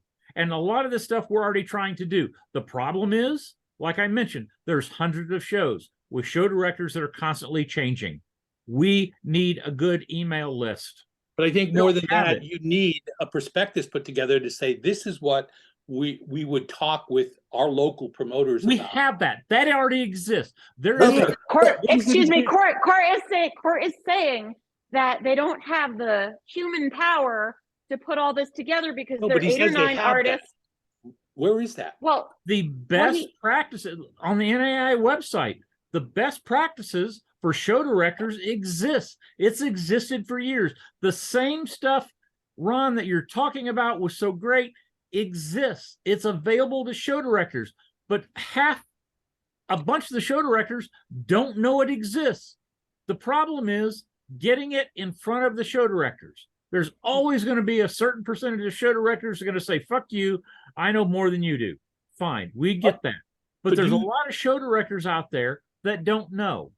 Don't know this exists. You have an organization, you have board members, and you can't get somebody to spend 12 hours and put together a list? That's my point. You're the same show board that's been there for years, and you guys don't. No, it isn't. It is not. No, it's Half, not more than anymore. half the NAI board, current NAI board, it has been there less than 2 years. Okay, and everyone's a working list. And everyone's a working artist. And I've thought about joining the board, but I don't. I mean, I'm the president of the board for my HOA, and then Mark, if that could end, then do I you would have 10 hours to help build an email list?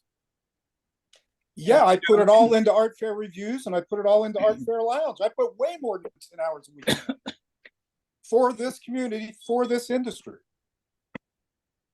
Way more. When Nyan needs a paying person, but they can't afford to pay a salary.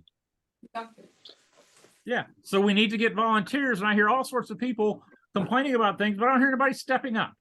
It's frustrating. And I guarantee you, every single board member will tell you the same thing. We're in the process of trying to get a couple things done. We're working on some ads. Well, I'll tell you what, could you send to us as a group, or to Larry, and he can send it out if he doesn't mind, that information that you say that you've written up that talks about fundamentally what's an art show supposed to be, what's it supposed to accomplish, what are its goals and objectives, so that I can see, all of us can see what it is that you're referring to, because I have never in my time with NAIA seen anything like that exist. So if it exists, that to me is more important. And then if you made nice with me, we could post that in Art Fair Lounge. Yeah, It's that so would be simple. great too. That would be great, because before we I sit will down with any. I will on Larry's board in the next couple days. I've got to do a little bit of research. I will find all the links to the best practices for shows that NAI has done, and I will get them on Larry's board. But and that's great. But what I've been talking about is a document that would be simple, as short as possible, to say this defines an outline of what an art show is supposed to accomplish. Does it, do you want to address music? Do you want to address all these other things? But this fundamentally, in any community in America, is what an art show is about. Now, it may be more heavily craft oriented here in Indiana. It may be more fine art in New York City. But what is an art show is supposed to be trying to accomplish? And that's where we come in, because that's part of the partnership that NIA identified a long time ago. I think that Court is trying to say that they need more board members who can actually do this No, I'm work. not saying we need more board members. We need volunteers. We need people that Volunteers, are willing. We're willing. We need people that are willing to put in the time and effort to get some of this stuff done. And Ron, I'm going to tell you, everything you're saying is great. It's fantastic. But two problems. One, we have to get enough artists together to do this. We have to get enough artists together to do it. And we can't do it. We've been trying for the last several years. But has the artist community... I'm going to ask you something, Court. I'm supposed to be This is somewhere. probably the same thing with Mark. So- Wait. Thank Larry for putting this together. I will participate in your next one. Just let me know when it is, and I'll make time. Every Tuesday. It's every Every Tuesday. Tuesday at 4 o'clock. Every Tuesday. Every Tuesday, 4 o'clock Eastern time. Eastern. Larry will send you a link to get onto it. I know. I see him, and I'm always so. I should have been somewhere at 4 o'clock, and I've hung out. I'm thank gonna you. I'm Glad gonna you put did. you on my email list, Mark. I Thank send you, out a Barry. reminder every week. Thank you This to has every. been one of the best. Really, I really have you know. enjoyed this. Yeah. Well, thanks for being here and adding. It's to one it. of the best ones in months. The last few months, last few weeks, you could fall asleep, and this is very lively. Yeah, Hey, you're all- Allison, really good. More than that. Allison, I hope you're not upset with me for getting into it with you. No, that's good. No. That's good. Oh, no. Court, I want was him to feeling finish bad. you, man. And You want Oscar, him to go ahead and No. finish what you were saying, Tell Oscar. me. It's no big deal. All right. Thank you, guys. What I Bye, said Mark. that Wait, hey, Court, can you get somebody to accept my Facebook forum thing from NAIA? Because I was gone for a year, and I wanted to join again, and I did a thing, and they just ignored me. I will make no promises, but I will see that it gets brought up and discussed. That's the best I can do, Barry. It doesn't have to be discussed. Just tell them it's me. It's Barry A. Bernstein, not Barry Bernstein. So they could, they could accept me. Hey, Art Fair Review, I got in right away. So Yeah, I can't get in Art Fair Lounge. I've been banned from art. I can't. He won't even accept me into Art Fair Lounge. I tried to apply. I Ouch. applied and he wouldn't let me in. So So- anyway, Court, what I was saying, I never seen any thing calling from the NIA asking for help from artists. And I don't know if that's because I call, this is going to sound weird, but I call the Alfred reviews like the cool kids, the Alfred reviews like the everybody else, and then the pack is the more professional artists that just want to work and leave my life alone kind of attitude. Okay. That's how I describe each group. So, and it sounds funny, but it's true. hey, Oscar, is your group dead? What? Is your group dead? No, that group is going. I keep it putting up every day. Just have to ask me. Well, Courtney, the only thing I would add is that it's one thing to want to volunteer to help, but it's another thing to know what we would be volunteering and helping for. And that clarification of what's the objective there is still important. Objectives and understanding where the direction is that we're going and how we plan to get there. I think I could be wrong. And it's been over a year ago, but if I remember I don't remember if we put it on the Facebook page. I know I approached some artists personally to help with cleaning up the email list, which is a massive project we need to undertake. But I couldn't get the help. So, well, and if it's possible, depending on how Larry would feel about this, if Larry would at all be interested in sort of hosting NIA members to come on and have this kind of a discussion as to, okay, where does NIA think the art show world needs to go? What needs to change to make it better for artists? And then if we're going to work on this, let me tell you what I'm going to do, Ron. Let me tell you what I'm going to do. First thing I'm going to do as soon as I get off this Zoom is go subscribe to Art Fair Reviews. Yeah.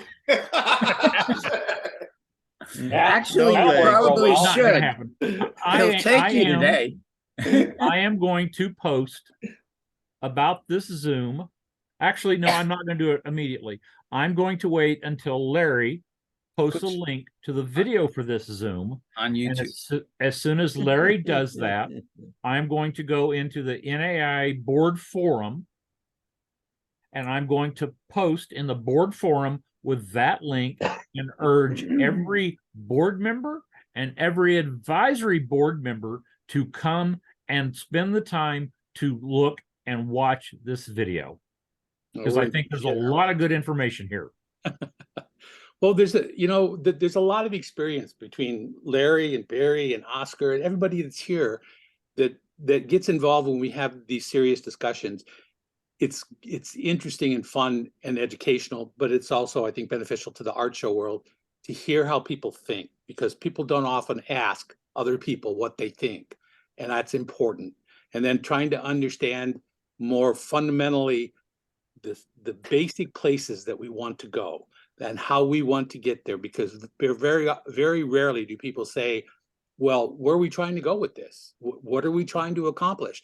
Those are critical questions throughout life that need to be asked and answered. And the fact that we have lots of art shows doesn't mean that any of those promoters out there that have asked those questions or come with any answers or any decisions that are leading them on their path to a better endpoint. And Right. if we can show with some of these shows that those decisions can make a difference in how much profit the show makes, how much notoriety the show gets, then we can make the point that, yeah, whether you're after money or whether you're after whatever else you're after, you can accomplish it if you do it correctly. And again, don't ignore the public out there that wants to buy art, because this doesn't mean jack shit. There's no public to buy art. Just Right. doesn't. We don't want to go. We don't want to. We still, The truth of the matter, we still have this problem, Ron, of getting the message out. Yeah, we do. We can develop the message, but we have to get the message out to the show directors. Right. And that's why I keep beating on, as artists, it's up to us individually. If every artist out there went to their local show and said, hey, I'm here to help.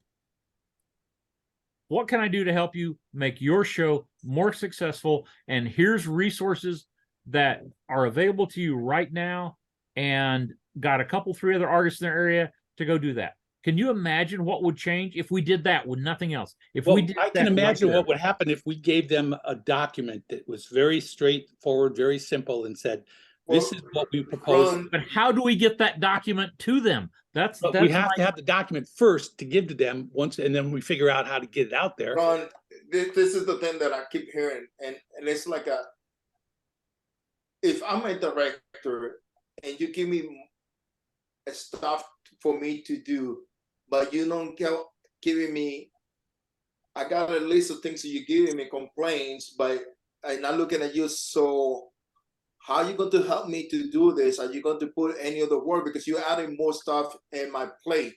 Maybe these are things I'm doing, maybe or not. You don't know the situation. That's one of the things. That's one of the things that this best practices document that NIA has put together does. It gives them. It doesn't just say, "Hey, here's the problems." It's here's how to do things. Here's how to fix those problems. Okay. Which is good, but I would even back up again and say to them, ask them, instead of telling them what to do, ask them, why are you doing this? What are you trying to accomplish with this? No, I totally understand. None of the above. Like the guy that was saying the thing about adding the music, that you could then say, well, why are you adding the music? What do you think that's going to accomplish for the show?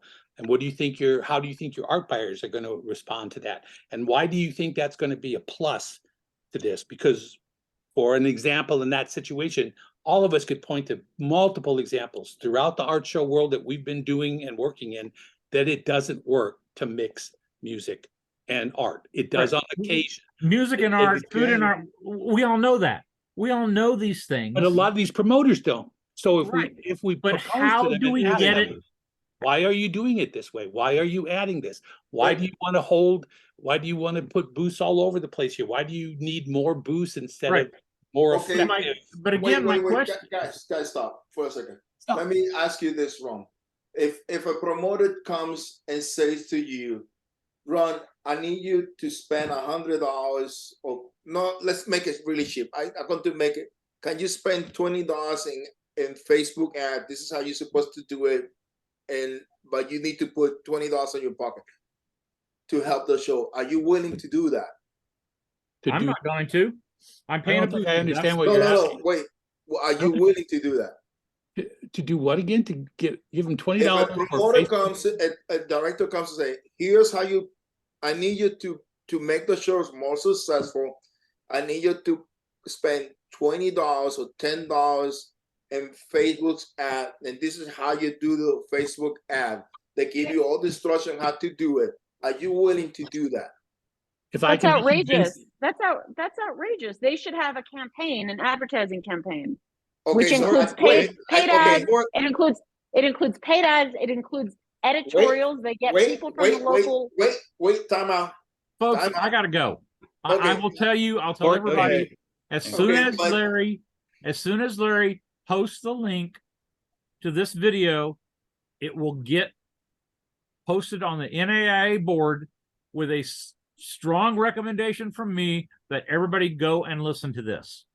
And a lot of that reason is everybody's aware that NAIA and Mark don't get along. Mark brought up some valid points. Will you will you obscure my face and everything I said? I could redact you from this. We'll put Yeah, the little- yeah. Yeah, You know the redact little me from black the glasses thing. they put on people in the pornos? Yeah, we'll do those So we for could you. muffle your voice. Yeah, exactly. Yeah. No, but that's what I was trying to say. If you guys are not willing to do something for the show, even you think that the show should be doing it, why the show is the director's going to feel anything different? If It's- the, Yeah. No, in no, answering- listen, in any ahead. show, I think I would say to any show promoter, artists should be encouraged to send emails, promote their work on social media, however they do it, tell their friends, whatever. But the show also should have a budget for advertising. And I the personally show, wouldn't want to pay for Facebook ads. That's not how I would want to advertise. I So don't they wanna- should- I I'm gonna don't throw this either. out there I don't real wanna quick, pay for and then I Facebook gotta ads. go. Oscar, there are, and I think one of the things that Ron's been hitting at is we need to define responsibilities. We need to define responsibilities for the artists. What are the artists' responsibilities in doing shows? And we need to define what are the show's responsibilities in doing shows. And as far as I'm concerned, my personal opinion is when it comes to promotion, I'm going to promote my work the way I do. And if that's sending emails or Facebook posts or whatever, I'm going to do what I do. But I'm not going to, don't ask me to help with the show to pay. Exactly. no, So- but I saying like a promote when I was just make something clear.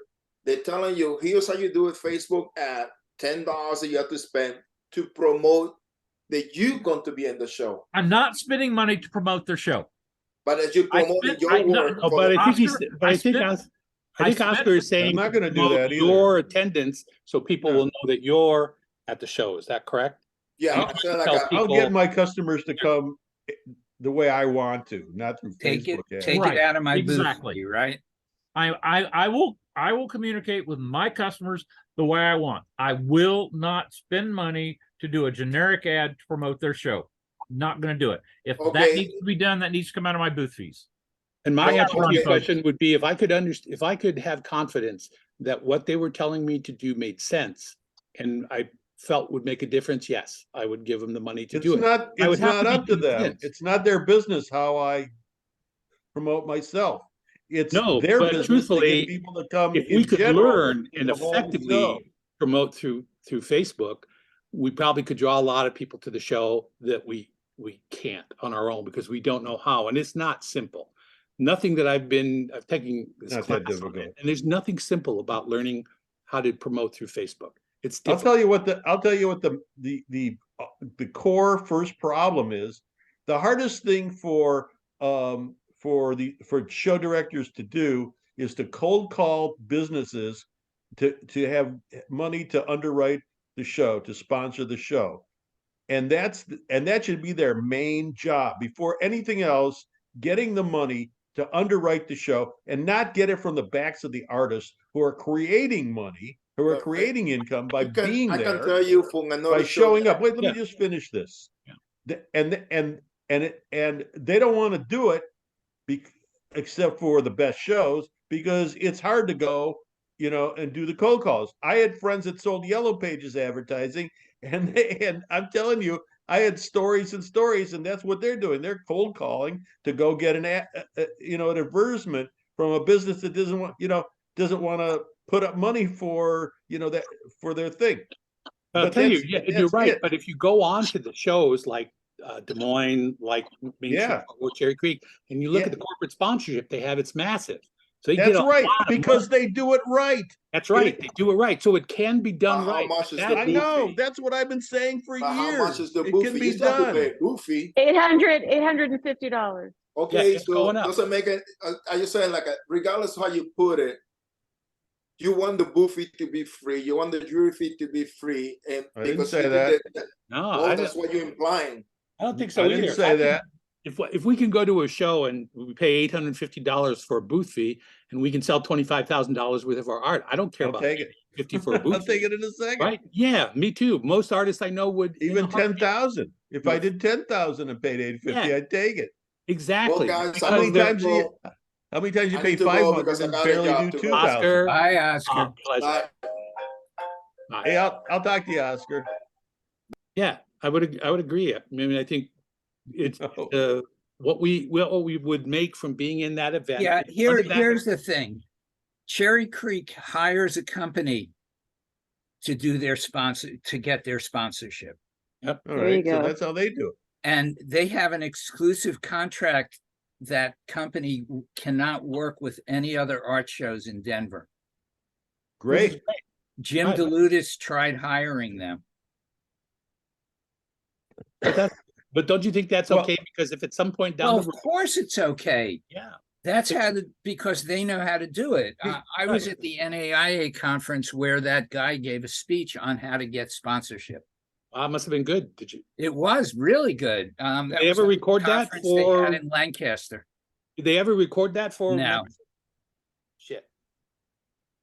Yeah. Yeah, because that kind of stuff. Again, you look at the top shows and the amount of corporate sponsorship they have, and it's just so impressive. And then you come to some show that's got like 3 sponsors. That's because they're trying to do it themselves. Well, there's several They're reasons not working. It's why. not working usually. Right. There's several reasons why.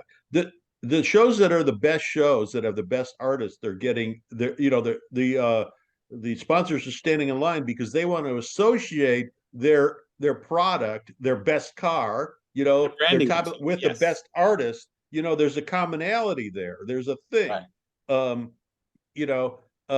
So if it's a half-ass show, how are they going to go? Oh, we want to be associated with these trinkets. I don't think so. So there's a thing. So there's a thing there. And even if let's say it's a small town, so you go out on your own, you go to the local businesses, you probably know everybody. Hey, come on, kick in a few $1,000s or $10,000, and underwrite our show. They need to give something in exchange. It's called advertising. It's called but in order for that to happen, they have to name part of the show after those companies. Well, not necessarily. Anderson Glass is at a lot of shows. The shows are called Anderson Glass Coconut Grove but Art they just Fair. have a pop-up tent in the middle of the show. Well, they have something. So you But put they them also, on I think, feel that they become you got to give them part of something. they become part of the community, and the community becomes part of them. They start to associate Well, Anderson Glass with this show. it's advertising. It's like if you let's say it's just an ad in a brochure. they open it up, they see the ad. Oh yeah, okay. Now, I've seen this, and maybe next time they'll think about going and using their services. I mean, it's like any advertising, it's anything. Of course, you got to give them something, and it is, if you have X amount, if you have 100,000 people or 20,000 people coming through the show, they might not know about these things, and it's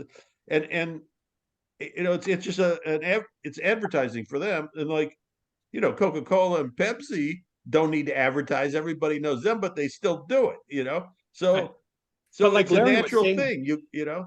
But what I think what Larry was saying was that if in Denver that these companies realize that we need to be with this event because this is the one that people will associate us with the most, becomes an even better business decision because they're eliminating, in some ways, they're eliminating competition. They're getting in front of the right people. It's all good for them, and those are good business decisions. And those kinds of good decisions is kind of what and I apologize that I got this so involved and off. I hope I didn't go way off track, but thank you for listening to my ranting. I wasn't trying to, but if they listen to how things, yeah, me too. Pardon? Me too. Me too. If people can think about why it is that they're doing these things and make better decisions, then it gets better and better with time. That's It's a knowledge thing. They have to be educated. When Or you they get a new have to become director in educated. there, Pardon? like, or like when you have this guy from Naples, I mean, come on. How is that going to benefit anybody, his attitude? You can eventually, hey, whether it takes 2 years or 4 years or 5 years, they keep that guy on. Who's going to do their show? Who's going to come to buy at their shows? I mean, come on, he's ruining it. And we've seen it throughout the years where shows We've seen it, yes, very lower end craft shows because the fine artists of all different kinds, 2 and 3 dimensional, leave because they don't want to be part of it. We've seen this slippery slope. I know. And if we can help educate to the extent that we can help people understand, look, you do this, you're going to fuck yourself over because people are going to walk away from your event. They're not going to come back. They're not going to say anything positive about your event. It's going to get harder and harder and harder to fill that with anything meaningful to the public in this area. And if they don't care, then fine, let them go, let the show die. In fact, maybe at that point, get people involved with the city commissioners to say, look, this guy's killing this event. He's killing the town. He's not doing anything positive. You need to change the directors. Don't license this guy. Hey, listen, Ron, there's only one show in the history of me doing shows where that actually turned around, where they got rid of the bad directors and they finally hired a good director. And it's only been 2 years, but Coconut Grove has started to turn around. It still has some way to go, but at least that first day was just like the old days. It was like, wow, this is great, Yeah. And she's doing a pretty good job. Now, there were still problems, but I don't think they were her problems. Yeah, but Barry, if you're a trans person, you're not going to go to Coconut Grove. I mean, that's the problem. It's not the show's fault, but why not? I mean, they let everybody in there. Yeah. Okay, I'm not talking about Coconut Grove. I'm talking about it's not safe for certain people to go to different places in the country because of archaic laws and racism and bigotry and all that. Yeah, so that's a whole separate thing. Yeah. So everybody has a problem. Hey, I'm Jewish. I there's places I can't go. So, I'm not saying it's right, but the governor of Florida, is anti-Semitic. What's your point, Allison? When they start killing Jews in Florida, or the stupid old Jews who vote for him, are you going to stop going to Florida? So your problem is with safe. DeSantis. Your problem is with DeSantis, not with. No, Florida. I don't have a problem. You understand? The people in Florida support a governor that pretty much, is racist, anti-Semitic, homophobic. So, it's not my problem. And President DeSantis. Ron DeSantis. Yeah, but don't you just saying if they start? Yeah. Don't you think that when we get into an arena like art shows, that it's not about the politics, it's not about the culture so much as it is about connecting with people that want to buy our art. And if people decide to cross that line while they're in our booth and start becoming something different, then that's up to us to shut them down and just say, Yeah. There's two things that are not allowed in my booth: politics and religion. But other than You that, can't discuss it. I once did a show. And smoking. I once did a show and some religious people put a sandwich board sign like outside my booth, like on the pathway in a closed area. And I didn't even ask them. I just moved it because it's like, fuck you, get the hell out of here. Exactly. But what I'm saying is, and Oscar, are you on here? He's still not. He's laughing. There are places that I personally wouldn't want to go. You know, I don't want to have to deal with people wearing swastika t-shirts, for example. And, you know, I mean, you know, so that's something that the show itself can't control. That's But right. That's a good one. but it's Ellen. also, well, you can't until they cross a line. And I don't think most of the time, I don't know about the rest of you guys, I don't think in my career of doing art shows, I've seen people at art shows push issues very much at all. Yeah. When your sign says Berkeley, California, you know, people say all kinds of things. Is that you, Allison? Did you say Berkeley? Well, what? No, it was. I was in Berkeley for 30 years. So, like after 9/11, you know, and people would, you know, make comments, and you know, I'd tell people how conservative people are in Berkeley and how it's, you know, but anyway, there are places that I don't even apply to shows because I you know, I don't want to be in that position in the first place. Hey, did anybody ever do Shady Side before Howard Allen? Yeah. Remember what an asshole that director was? Kind of, yeah. But I've also learned that the promoters, even Howard Allen, even Amy Amder, their role is to run the event, not to run my booth. And most of the time they stay away from the artist and what's going on in the shows. Is that how you remember it at all? Well, no, I remember it because I got he was an asshole, out. but you got thrown out? I got Larry? thrown out and brought Howard Allen in. You're kidding. You got thrown out of an art show? No, I got the director thrown out. Oh, good. And brought Howard How'd Allen. you do that? Through the city? No, Basically. through the Merchants Association. Good for you. Good for you. I went to he had promised the Merchants Association something like $10,000 each year. And because he closed the street on Thursday and it was a 3-day show, so they lost 4 days of traffic. So I went to the head of the Merchants Association and I said, I got a much better deal for you. He never paid them a penny. Wow. Howard Allen paid them up front each year. Yeah. And I remember the guy had his crews would come along at the end of the show. And if you weren't done when they were ready to knock over the water barrels, they just knock over the water barrels, whether your artwork was piled up there in a pile on the ground by the curb. They just do it. And so you either had to basically get into a fight with them or you had to just come up with plan B, which I mean, he had food vendors and there was grease all over the streets. Yep. One year, they broke a water line connecting to the fire hydrant, and the water came up in artists' booths. Oh, yeah. I'm laughing, but it's not funny. No, I mean, I got him thrown out. As a matter of fact, the first year that Howard took over the show, he got a call from the mayor that, or the councilman for that district, warning him that Ed had a gun and he would be walking around the show. Holy shit. And Howard warned me. God. Because I was the one that was responsible for that. Did anything ever happen? No. Well, congrats on getting him gone because he needed to go. He was bad news. It's bad news. Well, thanks everybody for your inputs and thoughts, and it was a good discussion. And you know, you're wearing a tank top and it's snowing outside here. Oh, today. is it really? Come on, it's 70 degrees here. Oh man, yeah. Back here, I think we're pushing upper 70s, supposed to be 80. Great. Get me out of here. But it's weird because we've had some of the coldest.